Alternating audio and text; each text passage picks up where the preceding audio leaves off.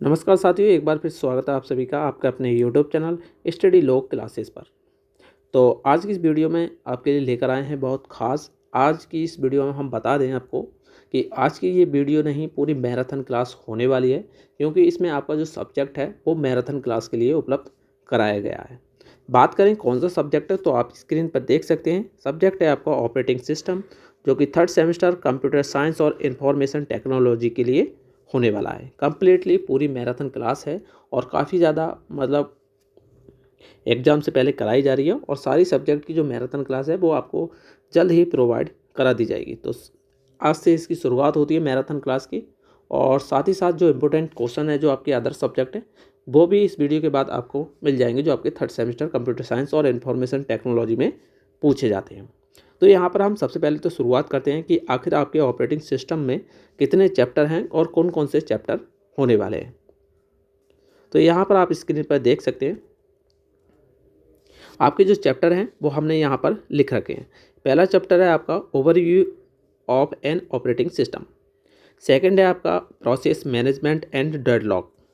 तीसरा है memory management function, और चौथा है आपका इनपुट आउटपुट मैनेजमेंट फंक्शन। पांचवा आपका फाइल मैनेजमेंट, और छठा है आपका लाइनक्स ऑपरेटिंग सिस्टम। तो कुल मिलाकर आपके यहाँ पर छः सब्जेक्ट नहीं, छः चैप्टर आपके यहाँ पर हो जाते हैं। तो आज की इस वीडियो हम जितने भी आपसे इंपॉर्टेंट क्वेश्चन जो हमने बताए थे वो सारे क्वेश्चंस आज की इस मैराथन क्लास में होने वाले हैं। कुछ एक्स्ट्रा भी क्वेश्चंस हैं जो मैंने लिखे हैं इसमें, जिनका चांस है कि एग्ज़ाम में आपसे पूछे जा सकते हैं। तो चलिए यहाँ पर हम आगे शुरू करते हैं अपने चैप्टर नंबर फर्स्ट से, जो कि यहाँ पर जो क्वेश्चन पूछे जाते हैं उनकी संख्या काफ़ी ज़्यादा होती है। तो इसलिए यहाँ पर जो क्वेश्चन है चैप्टर नंबर फर्स्ट से ही ज़्यादा आपके वन्य हैं।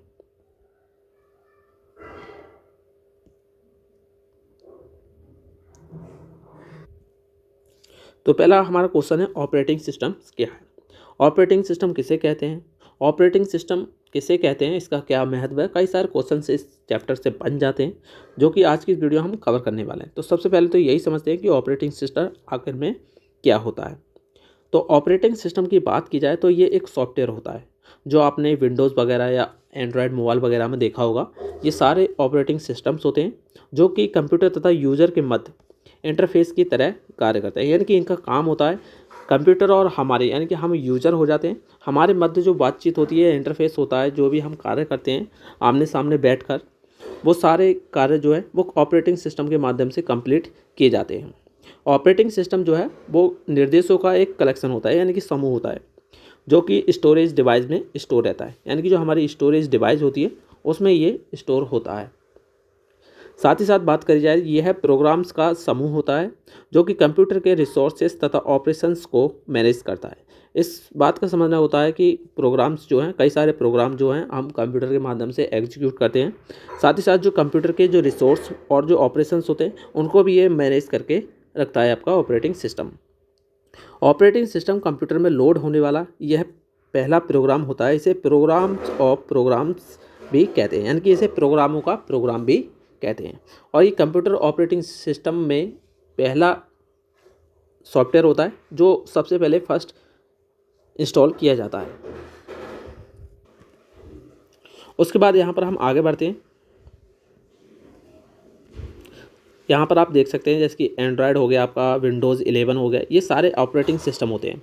अब बात करें तो ऑपरेटिंग सिस्टम आखिर में कितने प्रकार के होते हैं, तो यहाँ पर देखो ऑपरेटिंग सिस्टम दो प्रकार के होते हैं, जिन दोनों के बारे में हम यहाँ पर अच्छे से जान लेते हैं।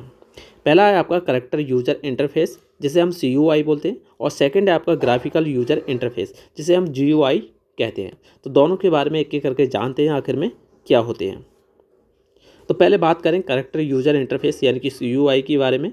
तो CUI जो है आपका यूज़र फ्रेंडली नहीं होता है, और इस ऑपरेटिंग सिस्टम को चलाने के लिए हमेशा कमांड को टाइप करना पड़ता है। जैसे कि डॉस हो गया, जो डॉस जो है डिस्क ऑपरेटिंग सिस्टम जिसे कहते हैं, ये आपका CUI ऑपरेटिंग सिस्टम होता है। अब देखो डॉस ऑपरेटिंग सिस्टम आपको कहाँ देखने के लिए मिलेगा, ये मैं बता सकता हूँ। जो अखिलेश सरकार द्वारा जो लैपटॉप बांटे गए थे, उन सभी लैपटॉप में आपका डॉस ऑपरेटिंग सिस्टम इंस्टॉल होता है। उसके बाद यहाँ पर हम बात करते हैं ग्राफिकल यूजर इंटरफेस की। तो ग्राफिकल यूज़र इंटरफेस जिसे हम GUI कहते हैं, ऑपरेटिंग सिस्टम जो होता है ये यूज़र फ्रेंडली होता है, यानी कि और इस ऑपरेटिंग सिस्टम को चलाने के लिए हमें कोई भी कमांड देनी नहीं पड़ती है। साथ ही साथ जो प्रोग्राम हम ओपन करते हैं उसमें माउस से क्लिक करना पड़ता है, जैसे विंडोज 10 हो गया, विंडो 8 हो गया, विंडो 7 हो गया, विंडो 11 जो अभी चल रहा है, ये सारे आपके ऑपरेटिंग सिस्टम हो जाते हैं, जिन्हें हम graphical user interface operating system के नाम से भी जानते हैं। उसके बाद ऑपरेटिंग सिस्टम का अन्य प्रोग्राम्स तथा एप्लीकेशंस को रन कराना भी होता है, तथा ये कंप्यूटर के हार्डवेयर तथा सॉफ्टवेयर के मध्य ब्रिज की तरह काम करता है। यानी कि जैसे आपने ब्रिज देखा होगा, पुल हो गया, तो इधर भी सड़क है, इधर भी सड़क है, तो आर पार जाने के लिए यहाँ पर पुल का जो काम करता है, ठीक उसी तरह से जो आपका ऑपरेटिंग सिस्टम होता है, ठीक इसी तरह से आपके कंप्यूटर और आपके बीच में एक तरह से पुल का काम करता है। बिना ऑपरेटिंग सिस्टम के कंप्यूटर यूजलेस होता है, ये आपको बात ध्यान रखनी है। साथ ही साथ आगे बढ़ते हैं। मल्टीटास्क ऑपरेटिंग सिस्टम में एक ही समय पर बहुत सारे प्रोग्राम्स रन हो जाते हैं, यानी कि मल्टीटास्किंग ऑपरेटिंग सिस्टम जो होते हैं उनमें हम एक समय में कई सारी टास्क ओपन करके उनमें हम अलग अलग तरह के कार्य कर सकते हैं। और ऑपरेटिंग सिस्टम यह निर्धारित करता है कि कौन सा प्रोग्राम कब रन होगा और कितने समय के लिए रन होगा, यह भी आपका ऑपरेटिंग सिस्टम ही निर्धारित करता है। उसके बाद यहाँ पर जान लेते हैं ऑपरेटिंग सिस्टम्स के जो भाग होते हैं उनके बारे में। तो देखो, ऑपरेटिंग सिस्टम आप यहाँ देख सकते हैं, डिस्क ड्राइव हो गए, ये भी हमारी ऑपरेटिंग सिस्टम का हार्डवेयर होता है, और माउस हो गया, ये भी हार्डवेयर हो गया, प्रिंटर है, कीबोर्ड है, मॉनिटर है, और एप्लीकेशंस होते हैं, ये सारे आपके ऑपरेटिंग सिस्टम के पार्ट होते हैं। ऑपरेटिंग सिस्टम ही इन्हें चलाता है, बिना इसके ये ऑपरेटिंग सिस्टम के नहीं चल पाते। अच्छे से आपको समझ में आ गया होगा। उसके बाद हम आगे बढ़ते हैं, ऑपरेटिंग सिस्टम की विशेषताओं के बारे में जानते हैं कि आखिर में इसकी विशेषताएं क्या क्या होती हैं। तो पहली विशेषता है ऑपरेटिंग सिस्टम की, जो आप यहाँ पर देख सकते हैं, मेमोरी मैनेजमेंट। तो ऑपरेटिंग सिस्टम को मेमोरी को मैनेज करता है, यानी कि ऑपरेटिंग सिस्टम जो होता है वो आपकी मेमोरी को मैनेज करता है। यह प्राइमरी मेमोरी, जो प्राथमिक मेमोरी होती है हमारी, की पूरी जानकारी रखता है और देखता है कि मेमोरी के कौन से भाग का यूज़ किस प्रोग्राम के लिए करना है। जब भी कोई प्रोग्राम जो होता है वो रिक्वेस्ट करता है तो उसे हमारी जो मेमोरी होती है वो आलोकेट करता है आपका ऑपरेटिंग सिस्टम। सेकंड है आपका प्रोसेसर मैनेजमेंट। प्रोसेसर मैनेजमेंट जो होता है आपका, ये प्रोग्राम को प्रोसेसर CPU आलोकेट कराता है। साथ ही साथ और जब भी किसी प्रोग्राम को CPU की ज़रूरत ख़त्म हो जाती है तो उसे डीलोकेट कर देता है, यानी कि उसे मना कर देता है। साथ ही साथ आपका तीसरा इसमें डिवाइस मैनेजमेंट। डिवाइस मैनेजमेंट की बात की जाए तो डिवाइस मैनेजमेंट भी ऑपरेटिंग सिस्टम सभी डिवाइस की जानकारी रखता है। साथ ही साथ इसे इनपुट आउटपुट कंट्रोलर भी कहते हैं, क्योंकि जितने भी आपके इनपुट आउटपुट डिवाइसेस होते हैं उन्हें भी ये कंट्रोल करके रखता है, तथा OS भी यह निर्णय लेता है कि किस प्रोग्राम को कौन सी डिवाइस दी जाए, कब दी जाए, तथा कितने समय के लिए दी जाए। ये सारी जानकारी आपके ऑपरेटिंग सिस्टम के पास होती हैं। चौथा पॉइंट है आपका इसमें फाइल मैनेजमेंट। देखो, फाइल मैनेजमेंट क्या होता है कि यह रिसोर्सेज को आलोकेट करता है तथा डीलोकेट भी करता है, तथा यह निर्णय लेता है कि किस प्रोग्राम को रिसोर्सेज दी जाएं, अर्थात आलोकेट की जाएं। ये सारी जानकारी आपका फाइल मैनेजमेंट के अंतर्गत ऑपरेटिंग सिस्टम करता है। उसके बाद यहाँ पर हम सिक्योरिटी की बात करें तो यह किसी भी प्रोग्राम या डेटा को अनऑथोराइज्ड एक्सेस से बचाता है, और इसमें पासवर्ड तथा अन्य तकनीकों का भी इस्तेमाल किया जाता है। इसके बाद हम आगे बढ़ते हैं अगले पॉइंट के पास। तो हमारा यहाँ पर अगला पॉइंट है आपका रिलायबिलिटी, जिसे हम विश्वसनीय बोलते हैं। ये बहुत ही रिलेबल होते हैं, क्योंकि इसमें किसी भी वायरस तथा हानिकारक कोड्स को डिटेक्ट किया जा सकता है। यानी कि ऑपरेटिंग सिस्टम आपका सिक्योरिटी के मामले में बहुत ही ज़्यादा अच्छे माने जाते हैं। कॉस्ट की बात करें तो ऑपरेटिंग सिस्टम का कॉस्ट जो है इसके फीचर के आधार पर निर्धारित करता है। जैसे कि विंडोज़ की कॉस्ट करीब $100 के आसपास होती है, जबकि डॉस तथा यूनिक्स ऑपरेटिंग सिस्टम बिल्कुल फ्री होता है। ईजी ऑफ यूज, यानी कि इसे आसानी से यूज किया जा सकता है, क्योंकि इसमें आपका GUI इंटरफेस भी होता है, जो हमारे मध्य काफ़ी ज़्यादा इंटरफेस को आसान बनाता है। उसके बाद यहाँ पर हम समझते हैं ऑपरेटिंग सिस्टम के फ़ायदों के बारे में। तो इसमें आपका पहला फ़ायदा यही होता है कि इसे आसानी से यूज कर सकते हैं, क्योंकि इसका जो ग्राफिकल यूज़र इंटरफेस होता है वो काफ़ी ज़्यादा ईजी होता है, और जो नए यूजर्स होते हैं कंप्यूटर को आसानी से भी चला सकते हैं। सेकंड है कि इसके द्वारा हम एक डेटा को बहुत सारे यूजर्स के साथ शेयर भी कर सकते हैं। साथ ही साथ तीसरा पॉइंट है कि इसके द्वारा हम रिसोर्सेज को शेयर कर सकते हैं, जैसे कि प्रिंटर वगैरह हो गया। प्रिंटर के माध्यम से हम कोई भी प्रिंट आसानी से निकाल सकते हैं। ये सारे इसके रिसोर्सेज होते थे। चौथा पॉइंट है कि इन्हें आसानी से अपडेट किया जा सकता है। साथ ही साथ अगला पॉइंट है कि यह सुरक्षित सिक्योर होता है, जैसे कि विंडोज़ में विंडोज़ डिफेंडर नाम का एक सेटिंग होती है जो किसी भी प्रकार की हानिकारक फाइल्स को डिटेक्ट कर लेता है और उन्हें रिमूव कर देता है। अगला पॉइंट है कि इसके द्वारा हम कोई भी गेम या सॉफ्टवेयर इंस्टॉल कर सकते हैं और उन्हें चला भी सकते हैं। ये कुछ इसके एडवांटेज हो जाते हैं। साथ ही साथ कुछ ऑपरेटिंग सिस्टम जैसे कि लाइनक्स हो गया, लाइनक्स की बात करें तो ओपन सोर्स होते हैं। इन्हें हम फ्री में बिल्कुल अपने कंप्यूटर पर रन करा सकते हैं। अब बात करें ओपन सोर्स जो शब्द होता है इसका क्या मतलब होता है, इसके बारे में समझते हैं। देखो, ओपन सोर्स का मतलब ये होता है कि ओपन सोर्स का मतलब कि आप कोई भी सॉफ्टवेयर जो है वो बिल्कुल फ्री में चला सकते हैं। इसके लिए कोई भी आपको वाई करने की ज़रूरत नहीं है, ना ही किसी को पैसे देने की ज़रूरत होती है। साथ ही साथ हम इसके कुछ नुकसान भी हैं जिनकी बात कर रहे हैं, वो आप यहाँ पर देख सकते हैं। जैसे कि कुछ ऑपरेटिंग सिस्टम फ्री होते हैं परंतु कुछ महंगे होते हैं, जैसे कि विंडोज़ की कीमत लगभग 5,000 से 10,000 रुपये तक होती है। और सेकंड पॉइंट है कि लाइनक्स को चलाना थोड़ा मुश्किल होता है विंडोज़ की तुलना में, क्योंकि लाइनक्स का सिस्टम थोड़ा अलग हो जाता है। तीसरा है कि ये कभी कभी किसी हार्डवेयर को सपोर्ट नहीं करते हैं। ये सारे इसके डिसएडवांटेज हो जाते हैं जिनकी नुकसान की बात करते हैं हम। उसके बाद यहाँ पर हम इसके टाइप्स के बारे में समझते हैं, जो कि काफ़ी ज़्यादा आपको यहाँ पर एग्ज़ाम में क्वेश्चन यहाँ से देखने के लिए मिल जाता है।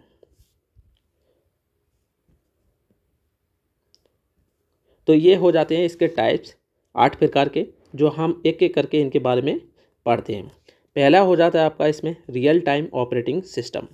सेकंड हो जाता है आपका बैच ऑपरेटिंग सिस्टम, जिसे हम बॉस के नाम से जानते हैं। तीसरा हो जाता है आपका डिस्ट्रीब्यूटेड ऑपरेटिंग सिस्टम।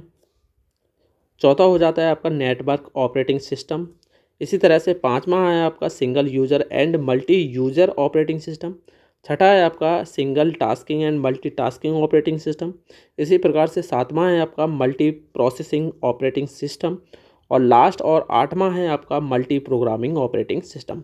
तो कुल मिलाकर आपका ऑपरेटिंग सिस्टम 8 प्रकार का होता है, और यहाँ पर हम एक एक करके इन सभी के बारे में जानेंगे। तो पहले बात करेंगे हम रियल टाइम ऑपरेटिंग सिस्टम की। तो रियल टाइम ऑपरेटिंग सिस्टम क्या होता है, इसके बारे में जान लेते हैं। पहली बात, तो रियल टाइम ऑपरेटिंग सिस्टम को हम RTOS के नाम से डिनोट करते हैं, ये इसकी शॉर्ट फॉर्म हो जाती है। साथ ही साथ RTOS एक ऐसा ऑपरेटिंग सिस्टम होता है जिसका इस्तेमाल रियल टाइम एप्लीकेशन को हैंडल करने के लिए किया जाता है।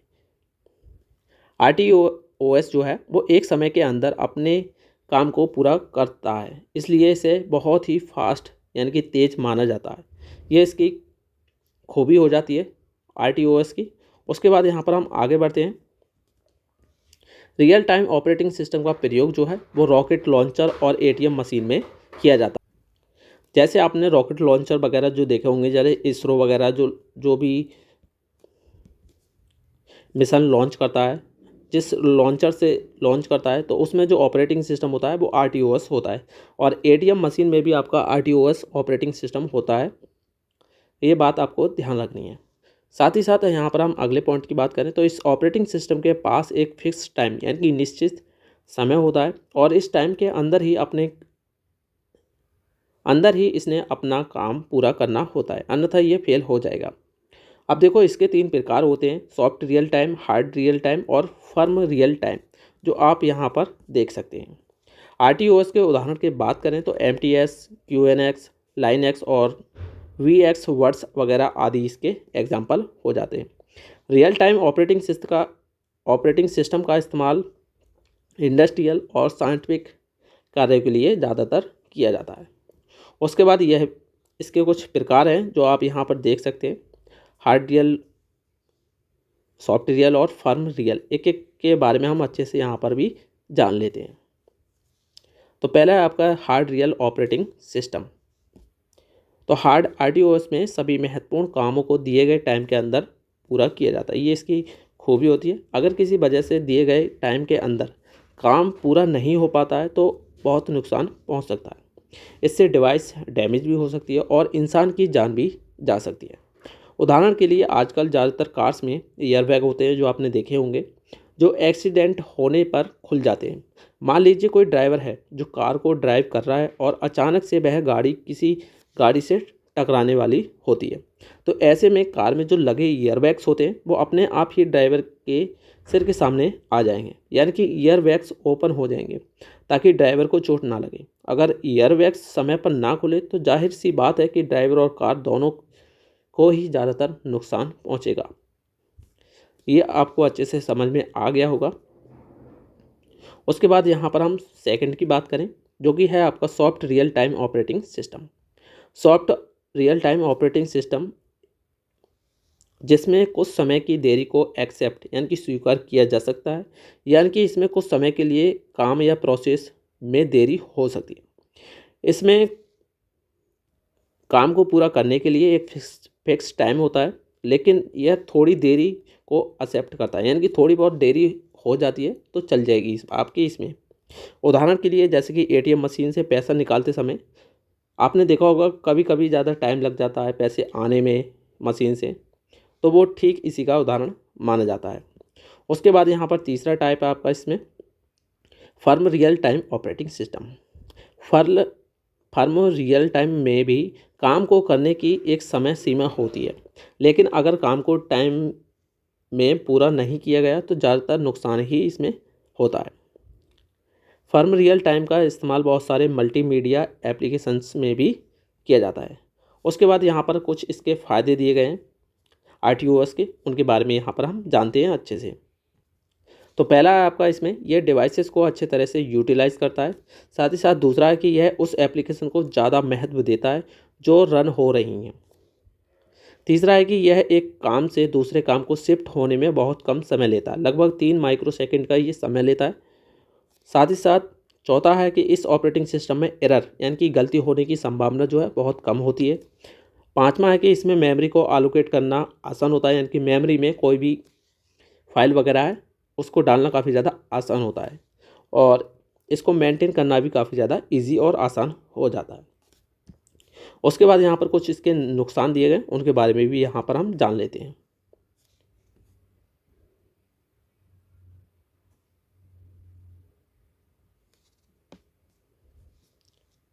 तो पहला आपका इसमें RTOS में किसी रियल टाइम एप्लीकेशन को विकसित करने में काफ़ी ज़्यादा पैसे खर्च होते हैं, यानी यह बहुत ज़्यादा एक्सपेंसिव यानी कि महंगा होता है।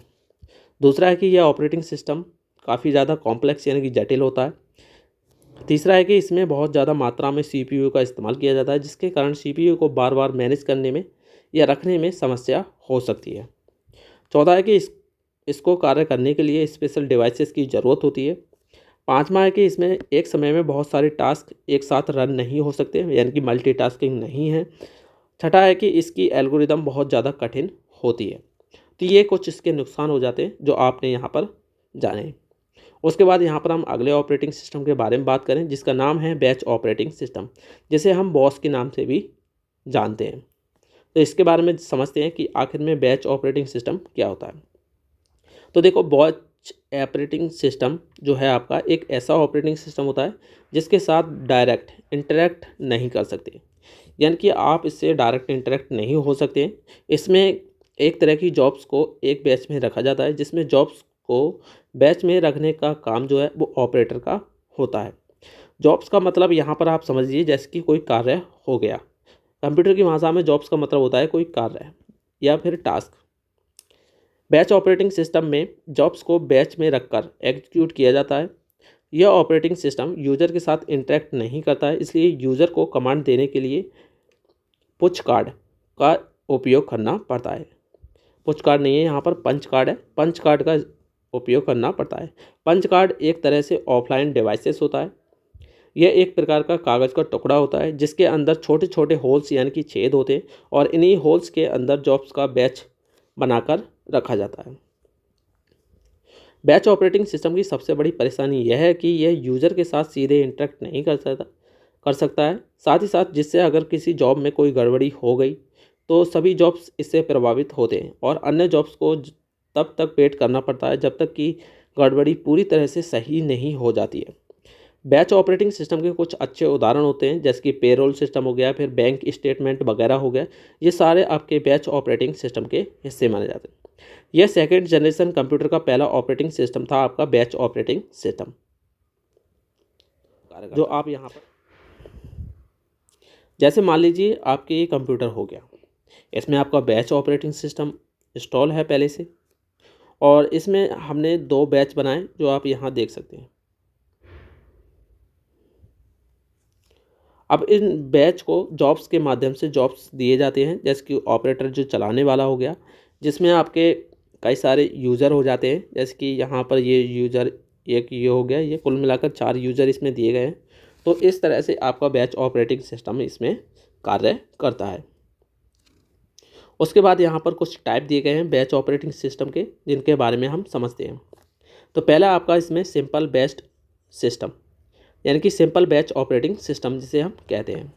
जिस ऑपरेटिंग सिस्टम में यूज़र और कंप्यूटर का आपस में कोई इंटरेक्शन ना हो, उसे हम सिंपल बैच ऑपरेटिंग सिस्टम कह सकते हैं।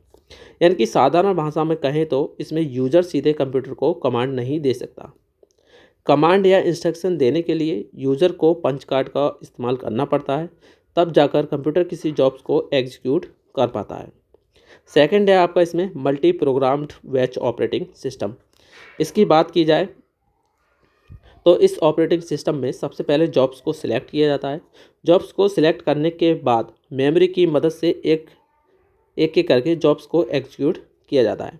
Multi programme batch operating system में सीपीयू हमेशा बिजी रहता है, यानी कि सीपीयू को जॉब्स को एग्जीक्यूट करने के लिए काफ़ी ज़्यादा काम करना पड़ता है। उसके बाद यहाँ पर कुछ इसके फ़ायदे दिए गए हैं जो आप स्क्रीन पर देख सकते हैं। पहला है आपका इसमें एक तरह की जॉब्स को बैच में रखा जाता है। बैच में रखी गई जो जॉब्स होती हैं उनको एक साथ तेज़ी से एग्जीक्यूट किया जाता है, जिससे समय की जो है वो बचत हो सके। सेकंड है कि किसी जॉब को एग्जीक्यूट होने में कितना समय लगेगा, इस बात का पता जो है वो बैच ऑपरेटिंग सिस्टम के द्वारा लगाया जाता है। उसके बाद यहाँ पर हम आगे बढ़ते हैं। तीसरा पॉइंट है कि यह बड़ी बड़ी जॉब्स को आसानी से मैनेज कर सकता है। चौथा है कि यह सीपीयू को काम करने की क्षमता को बढ़ा देता है। साथ ही साथ यह सीपीयू की जो परफॉर्मेंस होती है उसको भी यहाँ पर इंक्रीज़ कर देता है। पाँचवा है कि इसका आइडियल टाइम होता है, यानी कि निष्क्रिय समय जो होता है बहुत ही ज़्यादा कम होता है। लास्ट पॉइंट है कि इसमें किसी काम को पूरा करने में काफ़ी कम समय लगता है, यानी कि बहुत ही ज़्यादा फास्ट काम हो जाता है। तो कुल मिलाकर यहाँ पर ये इसके फ़ायदे हो जाते हैं। उसके बाद यहाँ पर कुछ इसके नुकसान भी दे दिए। नुकसान की बात की जाए तो वो भी यहाँ पर समझ लीजिए। जैसे कि इसमें पहला होता है डीबगिंग। डीबगिंग का मतलब होता है कि कुछ कमियां होती हैं, उनमें सुधार लाने के लिए जो कार्य किया जाता है वो डीबगिंग की मदद से किया जाता है। यानी कि डीबगिंग करना काफ़ी ज़्यादा मुश्किल होता है इसमें। इसका मतलब यह है कि इस ऑपरेटिंग सिस्टम में जो कमियां होती हैं उनको ढूंढना और उनमें सुधार करना काफ़ी ज़्यादा मुश्किल होता है। दूसरा है कि काफ़ी ज़्यादा एक्सपेंसिव होते हैं। तीसरा है कि इसमें जॉब्स एक सीक्वेंस यानी कि क्रम में होती हैं, जिसके कारण अगर कोई जॉब कंप्लीट नहीं होती है तो बची हुई जॉब्स को इंतज़ार करना पड़ता है, जिसमें काफ़ी ज़्यादा समय बर्बाद हो जाता है। चौथा है कि इसमें यूजर सीधे कंप्यूटर के साथ इंटरेक्ट नहीं कर पाता है, यानी कि डायरेक्ट कंप्यूटर को कमांड नहीं दे पाता है, जिसके कारण यूजर को काफ़ी ज़्यादा समस्याओं का सामना करना पड़ता है। अब देखो, कुछ स्टूडेंट सोच रहे होंगे सर आप कुछ समझाते नहीं हैं, तो मैं समझाऊं क्या इसमें। देखो, सब कुछ समझाने योग्य जो चीज़ है वो मैं समझाता हूँ। यहाँ पर सब कुछ आपको ये याद करना है, वहाँ पर तो आपको समझा कर नहीं आना है, तो सब कुछ आपको याद करना है। साथ ही साथ जो मैंने लिखा है ना वो सब याद करने की योग्य। बकाया तो मैं अगर समझाता तो आपको बहुत शॉर्ट नोट्स वगैरह दे सकता था, लेकिन आपका उससे कंप्लीट नहीं हो पाता। आप समझ नहीं पाते कि किस तरह से क्वेश्चंस आपको कॉपी में लिख कर आना है, वो सारी चीज़ें आपसे गलत हो सकती थी। तो इस वजह से मैं आपको यहाँ पर पूरा सब कुछ है जो लिखवा कर आपको अच्छे से कराता हूँ। तो यहाँ पर कुछ इस तरह से आपके नुकसान हो जाते हैं। उसके बाद यहाँ पर कुछ इसकी विशेषताएं दी गई हैं, वो भी आप यहाँ पर अच्छे से समझ लीजिए। पहला पॉइंट है कि इसमें सीपीयू उन जॉब्स को सबसे पहले एग्जीक्यूट करता है जिन्हें ऑपरेटिंग सिस्टम सबसे पहले भेजता है। यानी कि सीपीयू जो है आपका इसमें जॉब्स को सबसे पहले उन्हीं को एग्जीक्यूट करता है जिन्हें हम यानी कि ऑपरेटर मान लीजिए सबसे पहले भेजते हैं, जिसे हम फर्स्ट कम फर्स्ट सर्व यानी कि पहले आओ पहले पाओ के नाम से भी जानते हैं, जिसे हम शॉर्ट में हम फिपो भी कह देते हैं। दूसरा पॉइंट है कि इसमें जब किसी जॉब को पूरी तरह एग्जीक्यूट कर लिया जाता है तो उस जॉब के द्वारा लिए गए मेमोरी स्पेस को खाली कर दिया जाता है। तीसरा पॉइंट है कि इसमें यूज़र सीधे ऑपरेटिंग सिस्टम के साथ इंटरेक्ट नहीं कर पाता है। चौथा है कि इसमें यूज़र को सिस्टम के साथ इंटरेक्ट करने के लिए पंच कार्ड की ज़रूरत पड़ती है। पंच कार्ड क्या होता है? कागज़ का बना होता है। उसके बाद यहाँ पर हम आगे बढ़ते हैं, आगे क्या दिया है उसको भी हम यहाँ पर समझते हैं। तीसरा हमारा प्रकार है ऑपरेटिंग सिस्टम का, जिसे हम डिस्ट्रीब्यूटर ऑपरेटिंग सिस्टम के नाम से जानते हैं। तो इसके बारे में भी हम यहाँ पर समझते हैं। तो डिस्ट्रीब्यूटेड ऑपरेटिंग सिस्टम जो है वो एक प्रकार का सॉफ्टवेयर होता है जो यूज़र और कंप्यूटर के बीच इंटरफेस की तरह कार्य करता है। डिस्ट्रीब्यूटेड ऑपरेटिंग सिस्टम एक प्रकार का ऑपरेटिंग सिस्टम होता है जो डेटा को स्टोर करता है और उसे बहुत सारे लोकेशंस पर डिस्ट्रीब्यूट करता है। अब देखो यहाँ पर समझने की बात यह है कि इसमें क्या होता है। डेटा होता है आपका। अब डेटा को ये क्या करता है कि आपका मान लीजिए मेमोरी हो गई। अब मेमोरी हो गई आपकी, तो डेटा को ये स्टोर करके रखता है इस मेमोरी में, और उस मेमोरी में बहुत सारे जो होते हैं लोकेशंस होते हैं। अब लोकेशंस पर जैसे मान लीजिए यहाँ पर कई सारी लोकेशंस हो गई, तो इस डेटा को कई सारे लोकेशंस पर ये बांट देता है। कुछ इस तरह से ये काम करता है आपका डिस्क ऑपरेटिंग सिस्टम और डिस्ट्रीब्यूटेड ऑपरेटिंग सिस्टम। उसके बाद डिस्ट्रीब्यूटेड ऑपरेटिंग सिस्टम एक प्रोग्राम है जिसमें एक ही कम्युनिकेशन चैनल के माध्यम से कई कंप्यूटर आपस में जुड़े होते हैं। यह बहुत सारे रियल टाइम एप्लीकेशंस को यूजर्स को सेवाएं प्रदान करने के लिए बहुत सारे सेंट्रल प्रोसेसर का इस्तेमाल करता है। डिस्ट्रीब्यूटेड ऑपरेटिंग सिस्टम में बहुत सारे सेंट्रल प्रोसेसर का प्रयोग किया जाता है और इन सेंट्रल प्रोसेसर के बीच जॉब्स को डिस्ट्रीब्यूट कर दिया जाता है।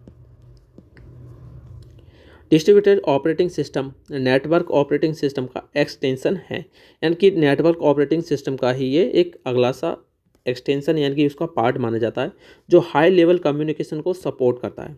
इस ऑपरेटिंग सिस्टम को अलग अलग सीपीयू में चलाया जा सकता है जो एंड यूजर के लिए एक सेंट्रल ऑपरेटिंग सिस्टम के रूप में कार्य करता है।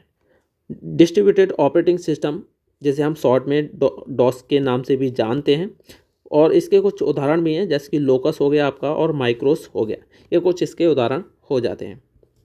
उसके बाद यहाँ पर देख सकते हैं कई सारे आपके इसमें जो हैं कंप्यूटर कनेक्टेड होते हैं एक नेटवर्क के माध्यम से, जैसे कि ये कम्युनिकेशन नेटवर्क हो गया आपका, कुछ वर्क स्टेशन हो गए, terminals, file servers, work station, computer node या फिर डीवी सर्वर। तो कुछ इस तरह से ये आपका डिस्क ऑपरेटिंग सिस्टम काम करता है। उसके बाद यहाँ पर कुछ इसके प्रकार दिए गए, उनके बारे में भी यहाँ पर समझ लेते हैं जो कि काफ़ी ज़्यादा आपसे एग्ज़ाम में पूछे जाते हैं। तो पहला है आपका इसमें client server system. Client server system में क्लाइंट के द्वारा सर्वर को संसाधनों यानी कि रिसोर्सेज के लिए रिक्वेस्ट की जाती है। इसके बाद सर्वर क्लाइंट को रिसोर्स प्रदान करता है। रिसोर्स का मतलब हो गया कोई भी चीज़ प्रदान करना, या आप स्रोत भी कह सकते हैं। एक क्लाइंट एक समय में केवल एक ही सर्वर के साथ संपर्क कर सकता है, जबकि सर्वर कई क्लाइंट के साथ संपर्क कर सकता है। यानी कि समझने वाली बात यह है कि एक क्लाइंट एक समय में केवल एक ही सर्वर के साथ कांटेक्ट रख सकता है, जबकि जो आपका सर्वर होता है वो कई सारे क्लाइंट के साथ संपर्क रखता है। क्लाइंट और सर्वर कंप्यूटर नेटवर्क के माध्यम से सिस्टम के साथ जुड़े होते हैं। इस सिस्टम को हम टाइटली कपल्ड के नाम से भी जानते हैं और जो सेंट्रल सर्वर के रूप में कार्य करता है। उसके बाद आपका इसमें दूसरा पॉइंट हो जाता है peer to peer system. Peer to peer system का इस्तेमाल जो है वो छोटे आकार के जो नेटवर्क होते हैं फाइलों को शेयर करने के लिए किया जाता है। Peer to peer operating system का इस्तेमाल लैन यानी कि लोकल एरिया नेटवर्क में भी किया जाता है। यह शेयर किए गए संसाधनों को ट्रांसफ़र करने में मदद करता है। इस ऑपरेटिंग सिस्टम को स्थापित करना होता है, इसे लूजली कपल्ड सिस्टम भी कहते हैं। इसका इस्तेमाल कंप्यूटर नेटवर्क में भी किया जाता है। उसके बाद यहाँ पर है आपका मिडलवेयर। मिडलवेयर की बात की जाए तो मिडलवेयर ऑपरेटिंग सिस्टम के बीच एक सॉफ्टवेयर की लेयर होती है जिसका इस्तेमाल डेटा को एक ट्रांसफ़र करने के लिए किया जाता है। इस सॉफ्टवेयर का उपयोग जो है वो डिस्ट्रीब्यूटेड ऑपरेटिंग सिस्टम में भी किया जाता है ताकि सॉफ्टवेयर को विकसित करने की प्रोसेस को आसान बनाया जा सके। उसके बाद आपका चौथा होता है इसमें आपका 3 टायर ऑपरेटिंग सिस्टम। 3 टायर जिसे हम 3 टायर के नाम से भी जानते हैं।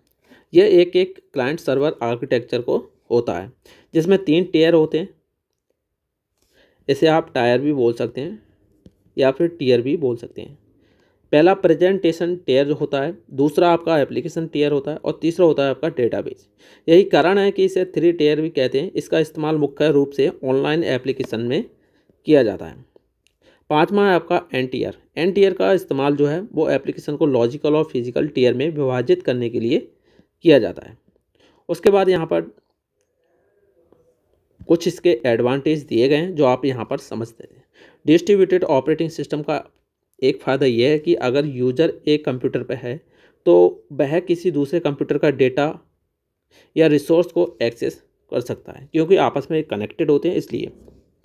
दूसरा है कि यह डेटा करप्शन को कम करने में मदद करता है। तीसरा पॉइंट है कि इसमें डेटा का आदान प्रदान ईमेल के द्वारा भी किया जा सकता है जिससे डेटा आदान प्रदान की जो गति है, स्पीड है, वो काफ़ी ज़्यादा बढ़ सकती है। यह डेटा को शेयर करने की स्पीड को बढ़ाता है।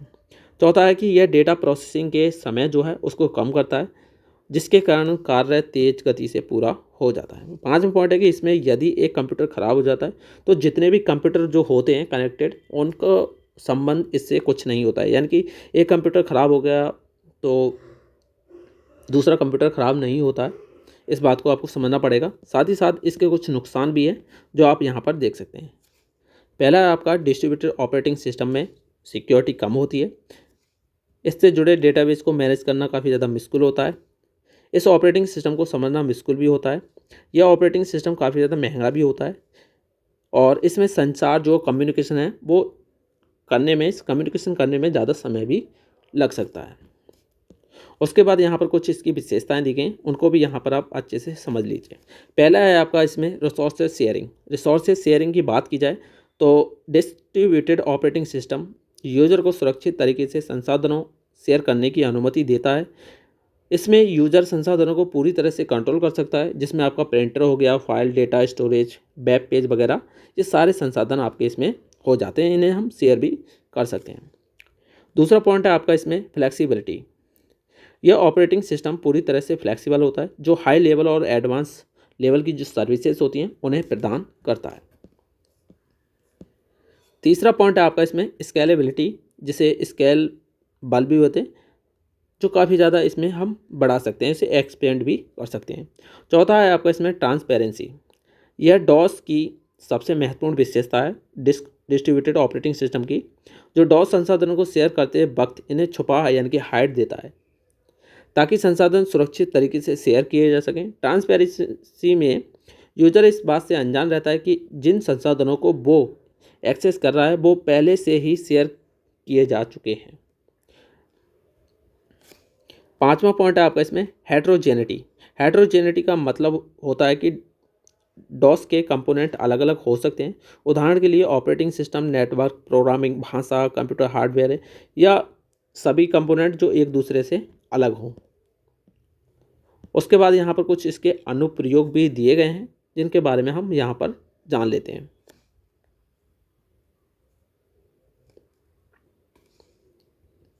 पहला पॉइंट है आपका इसमें डिस्ट्रीब्यूटेड ऑपरेटिंग सिस्टम का इस्तेमाल नेटवर्क एप्लीकेशन में भी किया जाता है जिसमें web, peer to peer network हो गया या मल्टीप्लेयर वेब आधारित गेम वगैरह हो गए, वो सारे इसमें आपके सम्मिलित होते हैं।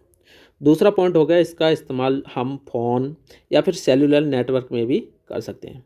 इससे इंटरनेट और वायरलेस सेंसर जो होते हैं वो नेटवर्क और रूटिंग एल्गोरिदम जैसे नेटवर्क भी होते हैं।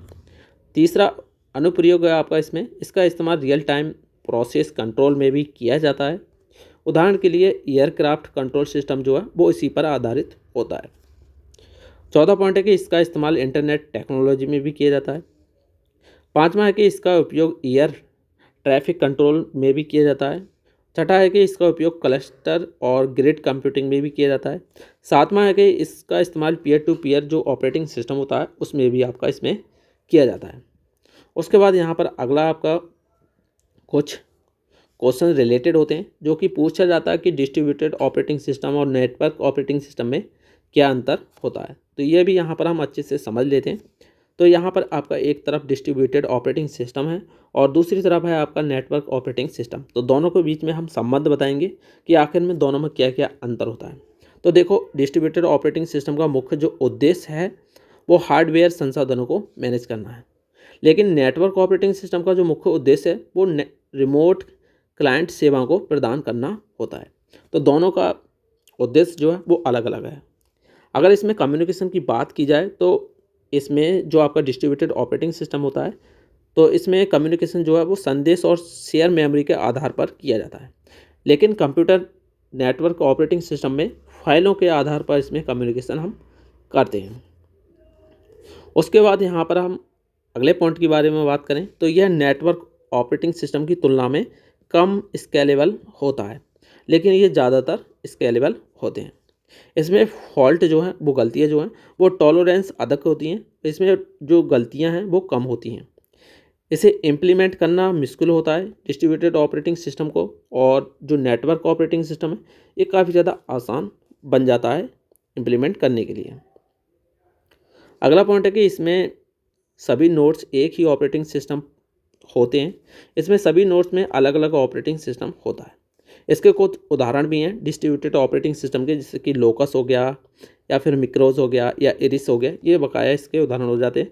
साथ ही साथ हम नेटवर्क की बात करें तो इसमें आपका लाइनक्स हो गया, मैक ओएस हो गया या फिर नोवल नेटवेयर हो गया, ये सारे इसके नेटवर्क ऑपरेटिंग सिस्टम के उदाहरण होते हैं। तो आई होप आपको अच्छे से समझ में आ गया होगा। उसके बाद हम आगे बढ़ते हैं, नेटवर्क ऑपरेटिंग सिस्टम आखिर में क्या होता है जिसकी हम बात कर रहे थे, जिसका हम संबंध बता रहे थे, उसी के बारे में हमें अब बताना है कि नेटवर्क ऑपरेटिंग सिस्टम क्या होता है। और ये काफ़ी ज़्यादा प्रचलित भी है, क्योंकि आज के समय में जितने भी कंप्यूटर और लैपटॉप वगैरह जो होते हैं, पीसी वगैरह आपके, ज़्यादातर इसी नेटवर्क ऑपरेटिंग सिस्टम का ज़्यादातर इस्तेमाल किया जाता है। तो इसको भी हम अच्छे से यहाँ पर हम समझ लेते हैं।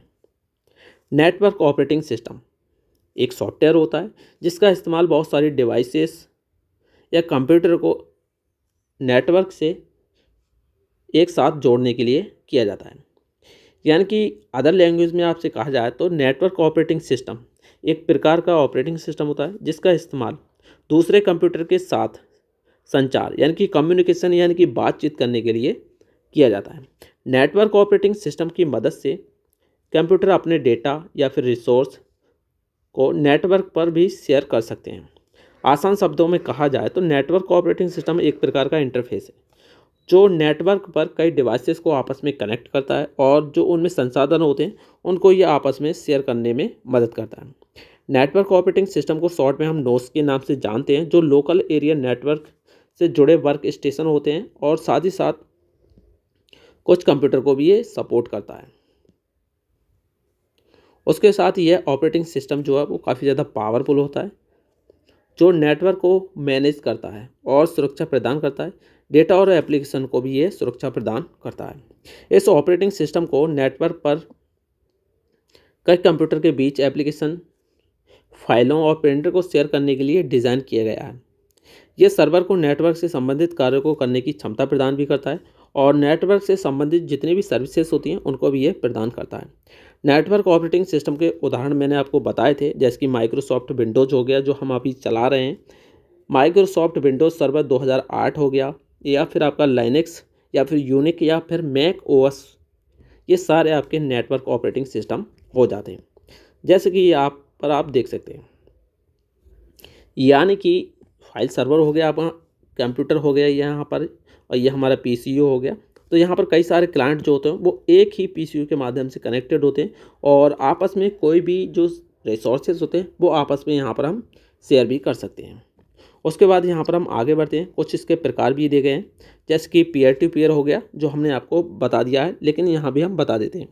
यह एक प्रकार का नेटवर्क ऑपरेटिंग सिस्टम होता है जिसका इस्तेमाल छोटे आकार के नेटवर्क और फाइल को शेयर करने के लिए किया जाता है।